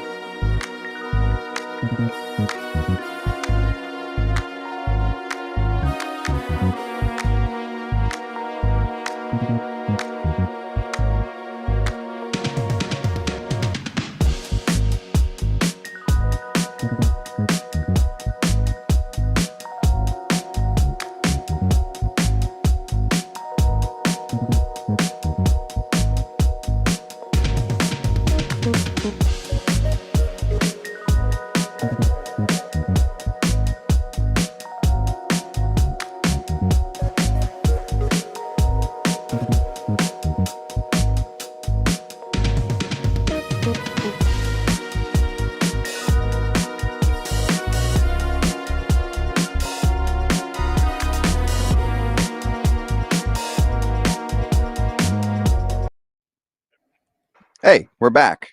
Let's talk for a few minutes about the Detroit Tigers. We got a quote from AJ Hinch. Well, that's what he said as they fell yesterday to the A's. Uh-oh. There it is. We had a really bleepy series. Bleepy's a different word, but this is a What is good show. what is a bleepy series? Is that like good or bad? Shableepy. Does that help? Yes. Okay. We had a really shableepy series. We didn't play well. I just wanted to give him the context Yes. of the bleep. Okay. Just making Yes. sure everyone caught that. We got beat in all facets. When you get outplayed on offense, defense, pitching across the board, it's painful to wait and painful to experience as a team. We know we're going to be better. Tigers having a tough time this week with the A's. World's hottest team right now. Well, it's perfect timing. Sacramento. Yeah, because they're winning. What did I say? Easy over. How many wins they have now? 63? Yeah, they need about 10 more for that. Their over-under play, going into the year was 71.5. That looked bad for a while when they lost like 20. But have you watched what the West Sacramento A's do in the second half the last like 5 years? They like suck. Then they go really good. And then idiots like me think, hey, this is the year they get over the hill. And then they suck for the first half. And then they go right like this. Right. So they might finish with what, 75 wins? Does that sound right? Something like that? All right. So where are we at on the Tigers? If they're at 60, what did I say, 62 or 63? Hold on. If they're at 63 right now and they got about 27 games left, so they go 13-14, that puts them at 76 wins. That's over. Where are we at on the Tigers? They've lost 4 games in a row. Tigers are fine. Tigers are bored. That's what I wanted out of you. The Tigers are bored.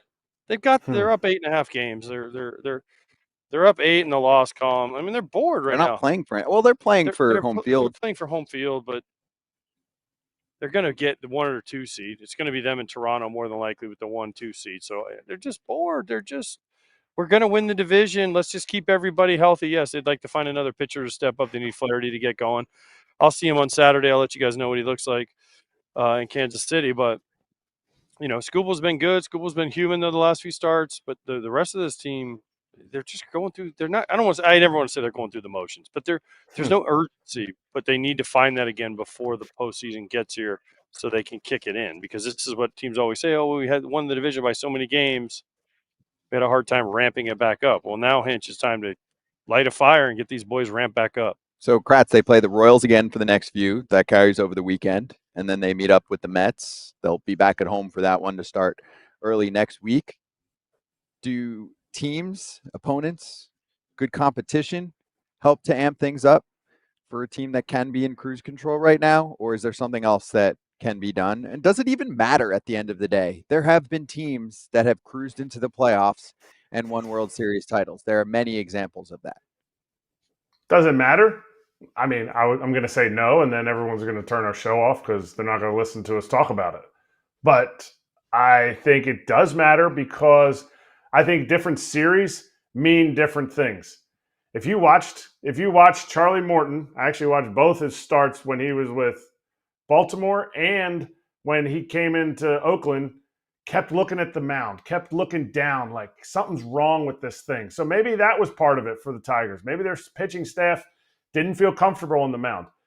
If you want to bump up the momentum or bump up the adrenaline, go play a division opponent. I think the Royals series, while the Royals could sweep them and they'd still be 5.5 games back, I'm not saying that they're going to catch them. I just think there's a familiarity in the division, and that series will bring back the adrenaline if that's what the Tigers need, more than the Mets series where the Mets are a better team than the Royals. But I think that Royals series, anytime you play in the division, that rivalry has been there the last few years. I think that's where they'll get their little bump of adrenaline if they need it. You don't want to limp into the playoffs, but you also don't want to peak too early and not be hitting on all cylinders. So the Tigers are fine.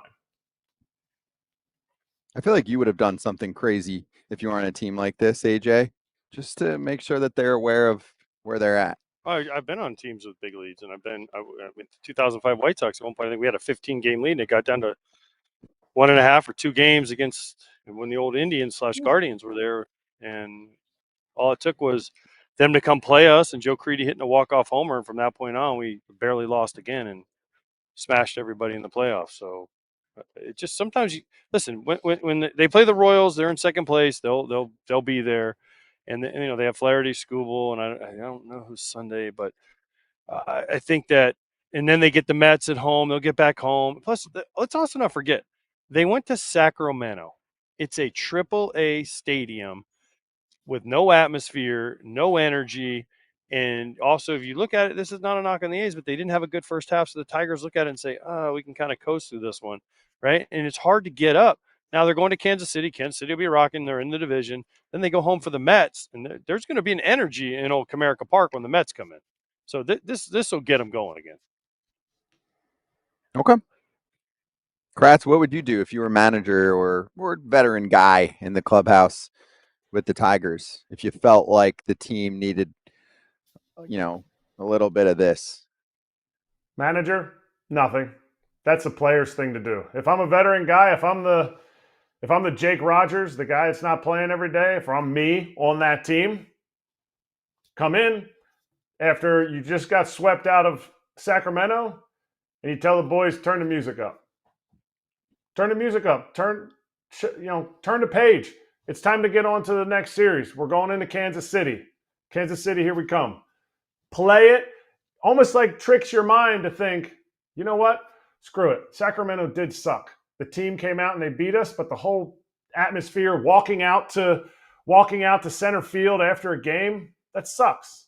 Like, let's go play in a big league stadium in Kansas City and beat the brakes off of them. And do you have a chance to knock a division rival out of the playoff picture? Nobody thinks about that. No, you don't care about that? The rivalries to me aren't what they used to be. This isn't 25, 35, 45, 50 years ago where that really mattered because guys switch teams so much more now. That used to be a thing. I remember when I was in the Central, we'd be like, oh, we got a chance to knock this team out or knock that team out because we played like 20 times a year. So you just got to the point where you're like, I'm tired of seeing them. I don't want to see them again. Now they play, 13 times a year, which doesn't seem like a big difference. Those 6 games are a huge difference. And guys just don't think like that anymore. They just don't think like, oh, they're in our division, we can knock them out. Because if you're the Tigers, you're thinking we've are this much better than the Royals. If they get in and we have to play them, we feel like we can beat them. It's just a different mentality. How do you feel about the American League playoff picture, Kratz? I feel like it's going to be one of those situations where you look at the field and the National League side, there's a lot of talent. The American League side is definitely a notch down. I just have a hard time predicting results on the National League, on the American League side too. I mean, Tigers are really good, Blue Jays are really good, but could the Mariners slay either of those teams? Absolutely. Could the Yankees take down either of those teams? Absolutely. Could the Red Sox take down either of those teams? Yep. What do you think? I think we have to watch the rest, how September plays out. Health-wise, how September plays out in, who's swinging it for what teams. And ultimately, that wild card round could help an American League team. I say that because some of these teams, none of these teams are really like built to be just a juggernaut of the American League where that day off is giving them the break that they need and they're just going to be fresh and go. It might be one of these wild card series teams, the 4 that play in the 3-game series in the wild cards. They might say, you know what? We never even got a break. We're just not coming up for air. We're just going to keep banging and we're just going to keep rolling. So to me, I think they're all really muddled. I think the 6 teams that are going to be in the playoffs for the American League, they're all kind of muddled. And it's going to be a matter of like game 1 and game 2 of playoffs before I can really decide who I think is the best. There is no clear-cut favorite in either league for me. Not just the AL, the NL too. The NL teams I feel like are on a better level talent-wise and just 1 through 6 depth-wise for the organizations. But I don't think you can go right now. We had this conversation. We said, do we take the Dodgers or the field? Would you take the Dodgers or the field right now? And you would say the field, right? Almost everybody would say that. For sure. And if you went to the American League and you said you'll take the Blue Jays or the Tigers in the field, would you take the field? Yes. Okay, so then there's no clear-cut favorite this year, which is great. I love it. Stuff. Yeah, I'm talking this up. I'm asking this in a good way where I'm looking at both sides. You can make a legitimate case for any of the 12 teams that gets in the postseason to win the whole thing. And how often can you do that? It doesn't happen a lot. Yeah, it's not as frequent. You usually have better tiering. Yeah, right? This year it's like Everyone has their pluses and everyone has their holes. There's not just that one team, that super team. You're like, oh, if they get hot, nobody can beat them. Because even if you look at the Dodgers, if they get hot, there's still some holes there that you think you can exploit as a team. So, but then again, if another team gets hot and they take out the Dodgers, the Phillies, or the Mets, or you can make a compelling argument for all these people. Mm-hmm. What's wrong? I thought you had a bug on your shoulder, so I was going to help you. I have usually. It's kind of something you're probably used to seeing at this You do point. get eaten by a lot of bugs. I do. Though. It's weird. You see it, right? There's proof. I don't know what it is. For me, and I know someone might have mentioned, I didn't mention Houston. We're talking about all the teams in the playoffs. When I was just mentioning Houston, Seattle, are included. all of them. Yeah. I mean, the Cubs, you can make a case for the Cubs to win. Yep. You can make a case for the Brewers. You can make a case for the Phillies. You can make a case for the Mets. You can make a case for the Padres. You can make a case for the Dodgers. American League, you can go all right through them. Tigers, Yankees, Red Sox, Blue Jays, Astros, and Mariners. All 12 teams that are going to get in the postseason, you can make a case they can all win the World Series. Mm-hmm. That's why it's so tough for AJ to put together his power rankings, Kratz. No, it's not. Those are the 12. Boom, run them down. In that order? You heard it here first. AJ, put them in order. Write it down, Claude. She's busy. She is. She's working hard behind the scenes. I'm not even joking. Big days. Big days. Yeah. By the way, we're back in studio on Friday. I'll be at Studio AJ. Toddfather will be in Studio Toddfather, and Kratz will be in the bunker. But coming up next, Cody Ross is going to swing by and say, what's up? Talk to him about the San Francisco Giants.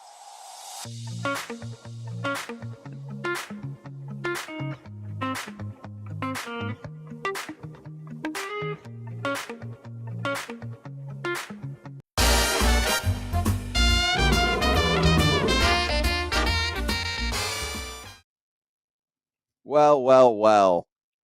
Looks like Pap and me did our thing yesterday. If at first you don't succeed, get to game 3 of Royals White Sox, punch him in, and they sack Colson Montgomery, your boy. I know. I mean, hot as a pistol, and they just let him sit on the bench. So load management. Yep, load management. I tripled up. Got a Scott on me. Yeah. Well, the Royals aren't playing today, so I'm gonna have to go in a different direction finally. White Sox are though. Yep.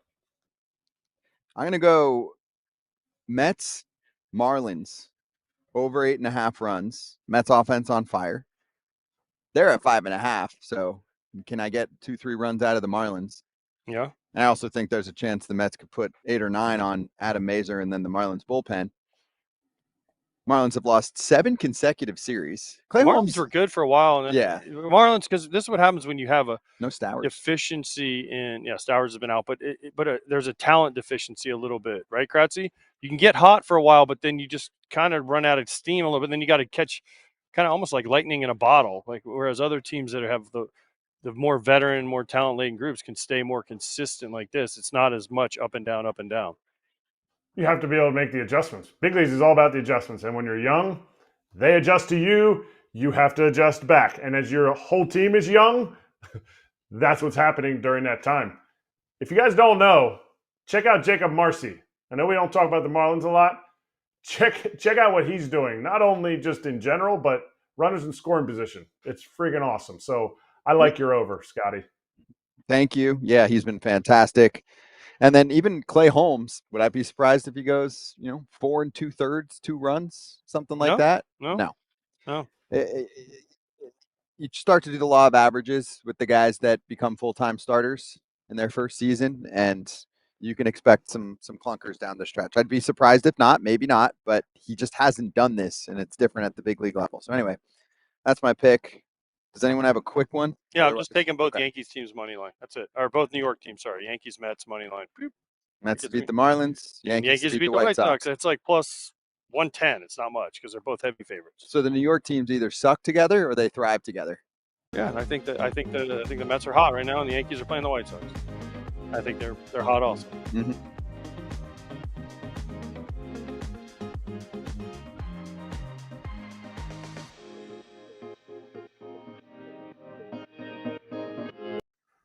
10-year Major League vet, 2010 postseason legend, NLCS MVP Cody Ross is here. Cody, great to see you. How's it going here at the Pro? It looks pretty good.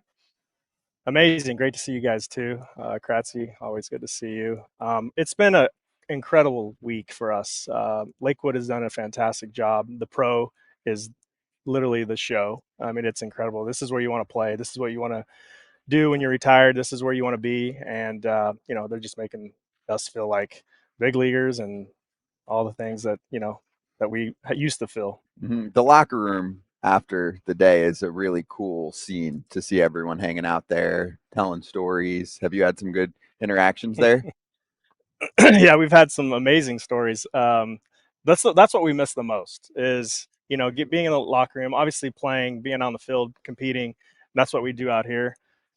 Doesn't quite give us the thrill of like a big league game, but it's something. But truly we miss being in the locker room, on the buses, on the planes, and just having that camaraderie, listening to the stories that have been told, 10 times over. And, but yeah, it's been incredible.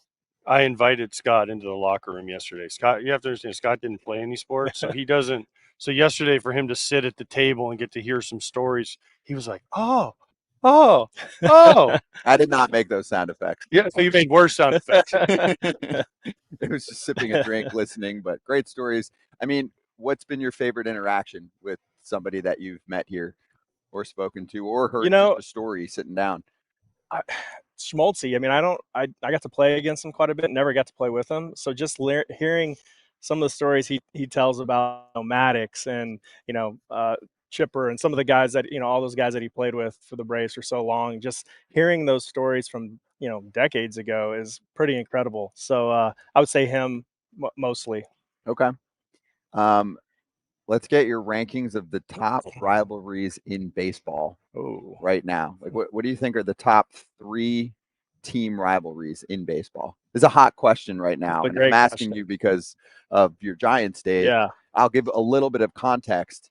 There's a big crowd that says the best rivalry in baseball right now is Dodgers-Padres because there's also legitimate beef between the two teams. You'll get Dodgers fans saying, we don't care about them.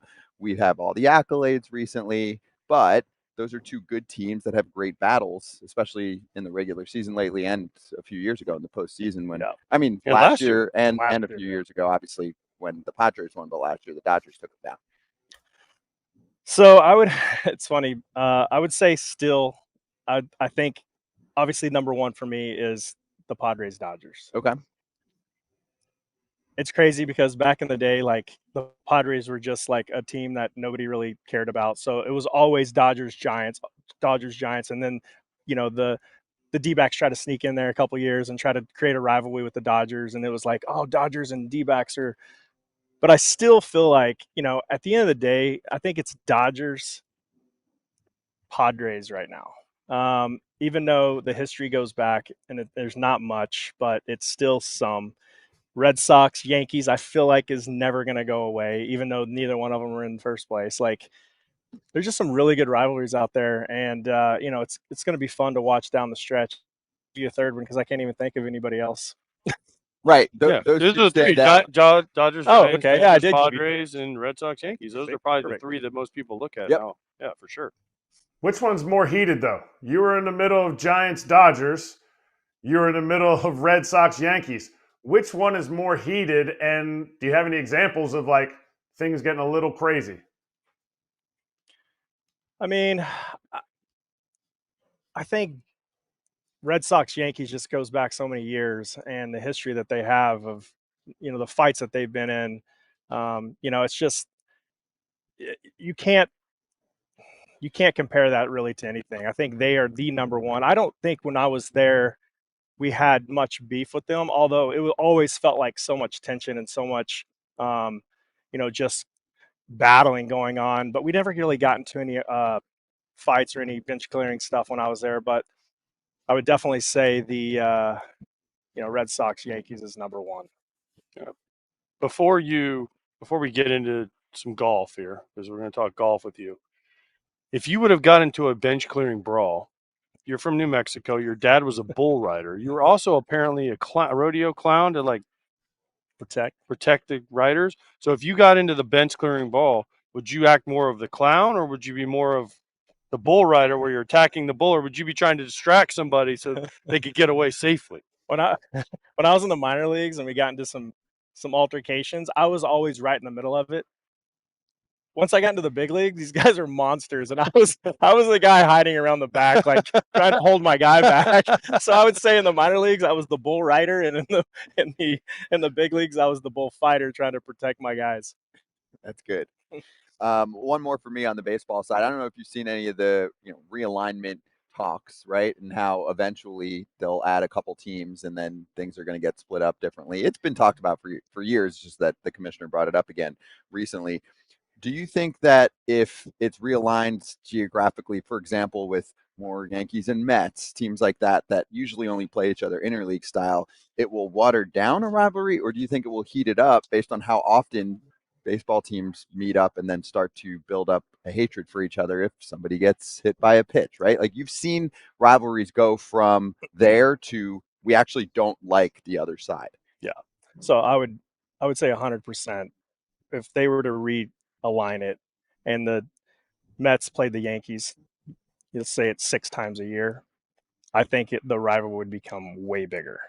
You're saying, well, right now I think they play 6-ish times. No, 6 series a year. Oh, 6 series. Oh, yeah. 6 series. Oh, like we used to do. Like we used to 19 games against each other. Right. And that's when you create the animosity. Some guy gets hit, maybe not on purpose, maybe on purpose.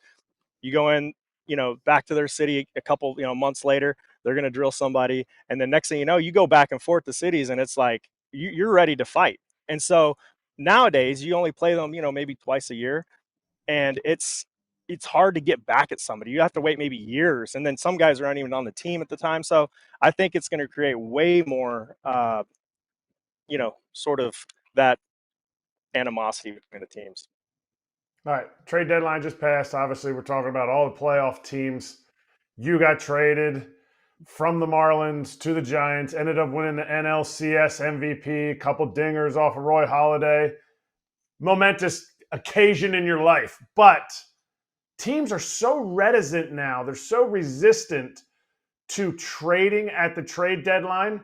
No offense, but Cody Ross isn't like the biggest name that ever went at the trade deadline, and yet you have a ring to show for it. Do you think you can pass that along to teams who are like, I don't know, don't want to get rid of my number 3 prospect in the organization just because there's a chance to win? Yeah, that's a great question. And actually, I got claimed off waivers, which is even worse. The Marlins, remember, they put me on waivers, and the Giants claimed me to block me from the Padres. But yes, I would say, that's a great point, Kratz. He's like, a lot of these teams are kind of holding back now and not wanting to let go of their guys. But man, when you have an opportunity to win, and as a front office guy, as a manager, as a team, like we know as players, like, hey, we need to go get somebody because we want to win right now. And if they don't make that move, it's like, do they even care? Like, what are we doing here? And so when the front office steps out and they make that trade and they show the guys that are out there playing every day, getting their butts kicked, that, hey, we're willing to go all in. Like, that's, for me, that's what it's all about. All right. You threw left-handed, batted right-handed. You're a complete weirdo. You and Ryan Ludwig, right? Yeah. And there's a few others, but not many. Ricky, I forgot about Ricky. He was the best all right. by far. Yeah, by far. You play golf right or left-handed? I play golf right-handed. So you're not like Clay Buchholz, you play golf right-handed and then you putt left-handed? No, I'm not that weird. But Clay's weird.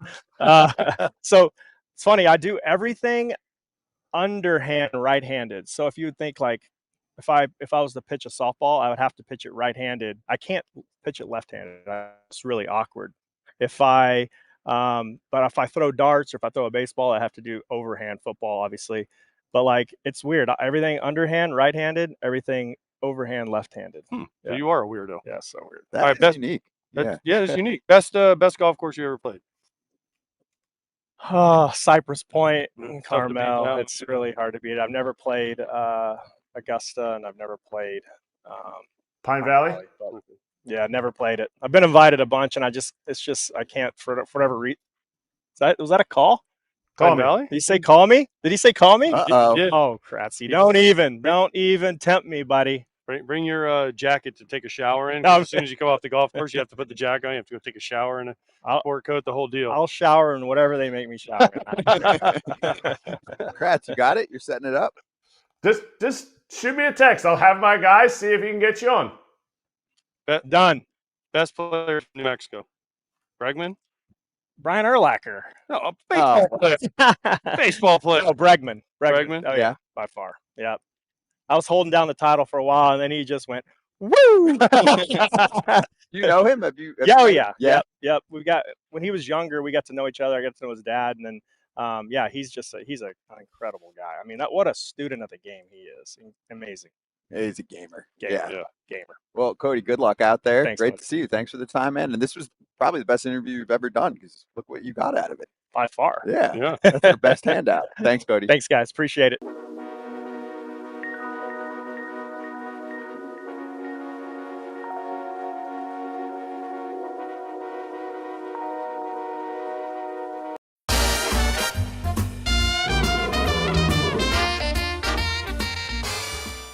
Back to BetMGM locks. Erik Kratz with his pick of the night. I'm trying to help the FT fan, FT guys at the desk, like Pap says. I'm trying to help them out. I've been kind of cold, so I'm going with a pick'em game. I'm going the Cubs. So if you think I'm going to stay cold, fade me. It's coming out of minus 110. I'm putting 110 down to win 100. Taking the Cubs over the Giants.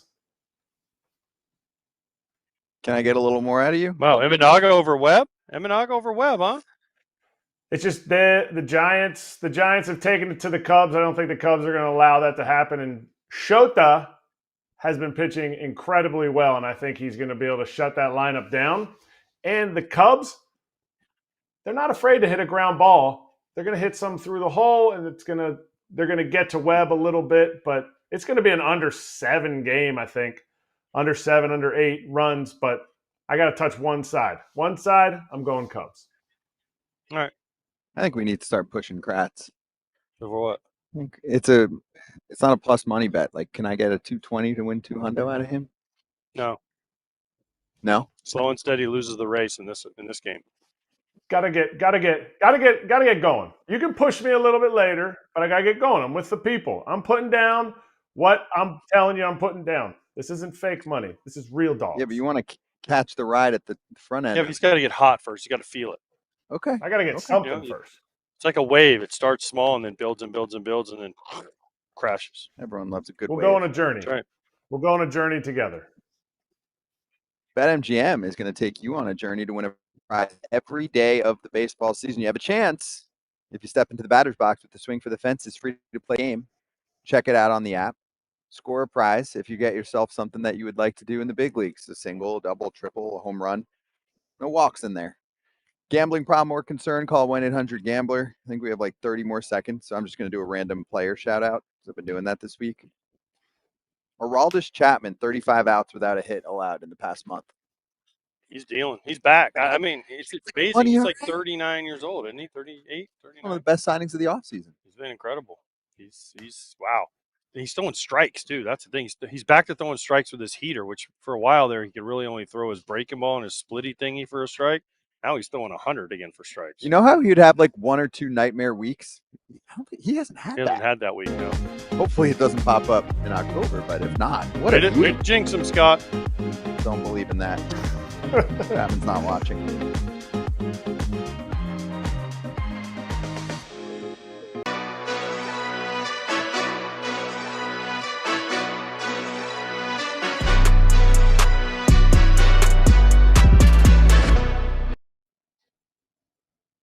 This is it. Last day at the Pro. It's been beautiful. Just want to thank the Pro for putting this together. Pretty simple. Yeah, The Pro. Tim, Multi. Yep. All the people in charge of this thing. It's been incredible. That's too about if you've ever been to Alabama, or especially South Alabama, the weather has been unreal these 4 days that we have been here. It's warm, but it is not South Alabama normally in August warm. And there's a little breeze. Scott's thinking about jumping in the pond behind us here shortly. But yeah, this has been an incredible event. Well done to the Pro people. everyone involved should be very proud of what they've done. All the people at FT that came here and behind the scenes people that have done all their stuff. It's been a fun week. It's been a long week, but it's been a fun week. There's one interview that we didn't get to yet on our show, but we did do the interview. So what we're going to do is run it as part of tomorrow's show. Which one? Greg Maddox. Oh, Maddie. We all got the Maddox combo, so you get to be a part of tomorrow's show. Nice. There's 80 former pro athletes here, all mostly in the Big Four, but then Marty Fish is the one tennis guy. Mm-hmm. So other than that, it's 79 athletes and a tennis player. That's the motto. The pro 79 athletes and a tennis player. Now, we did interviews with about a quarter of them, and you'll be able. We did a lot of interviews because we've been grinding. Our crew, plus. you and I got here at 6, and the crew got here about 7:30. So Scott, it was nice that we showed up so early. Those guys were here to back us up. Yeah, we woke them up with 30 alarms. But shout out to the pro. Yeah, there are content channels on socials, YouTube, Pod, etc., where you'll be able to find conversations with Matt Ryan, Patrick Peterson, who else? Josh Kobe, Marty Fish, Ray Allen, Naz Muhammad. Jeez, I'm trying to think of all the people. Naz Muhammad is a gigantic human being, by the way. Ray Allen was fantastic. If you've never heard Ray Allen speak on certain things, you just got to listen to Ray Allen. I could just sit here. Tuukka Rask, yes. Jeremy Roenick. Joe Pavelski. That's a lot of combos. Yeah, we've had a lot of conversations. That's not even the baseball guys. Right, and the baseball guys all have been running on FT. One more to go tomorrow with Maddox. Oh, Aaron Hicks. We forgot Aaron Hicks. Oh, yeah. Aaron Hicks was on early this week. Yeah. Yeah, it's been fun. Clippard. Yeah, I guess that Clippard. And so anyway, I encourage you all to check it out. There's going to be conversations. Patrick Peterson. We forgot Patrick Peterson. No, I said him. Oh, you did? Yep. Kratz hats. We got a minute to go. I mean, you get to talk to Joe Carter. You got to wear a Blue Jays hat when you're talking to Joe Carter. That's it. I knew he was coming on today, so I needed it. Big Maple. Your hat. Big Maple. Joe Carter was awesome right at the top of the interview if you missed it. That is going to give Jays fans going to be all kinds. Ever done that on a show? I don't know. He nailed it. It's a unique question. He nailed it. That was my best question. Pie is the best part of Joe Carter, though. That was my best question. Don't hurt your arm patting yourself on the back, Scott. I can't reach.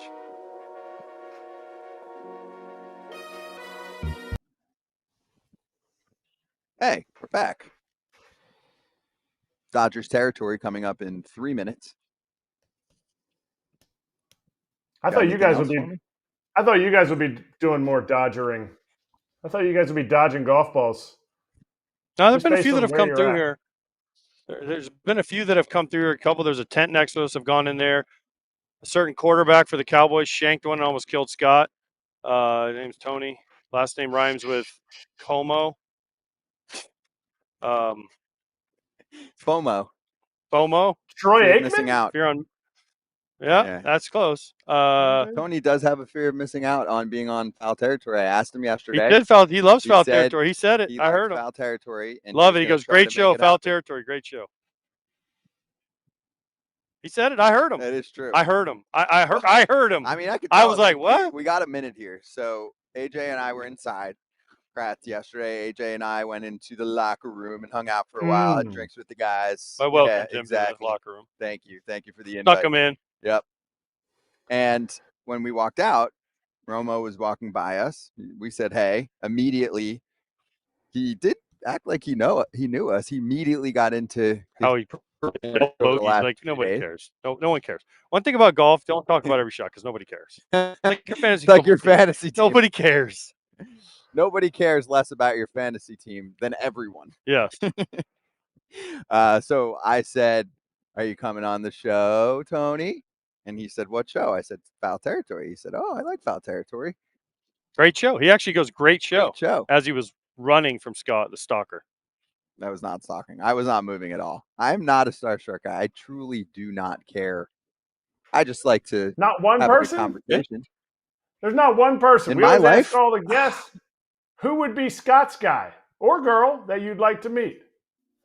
The only time I was starstruck was more about the physical presence.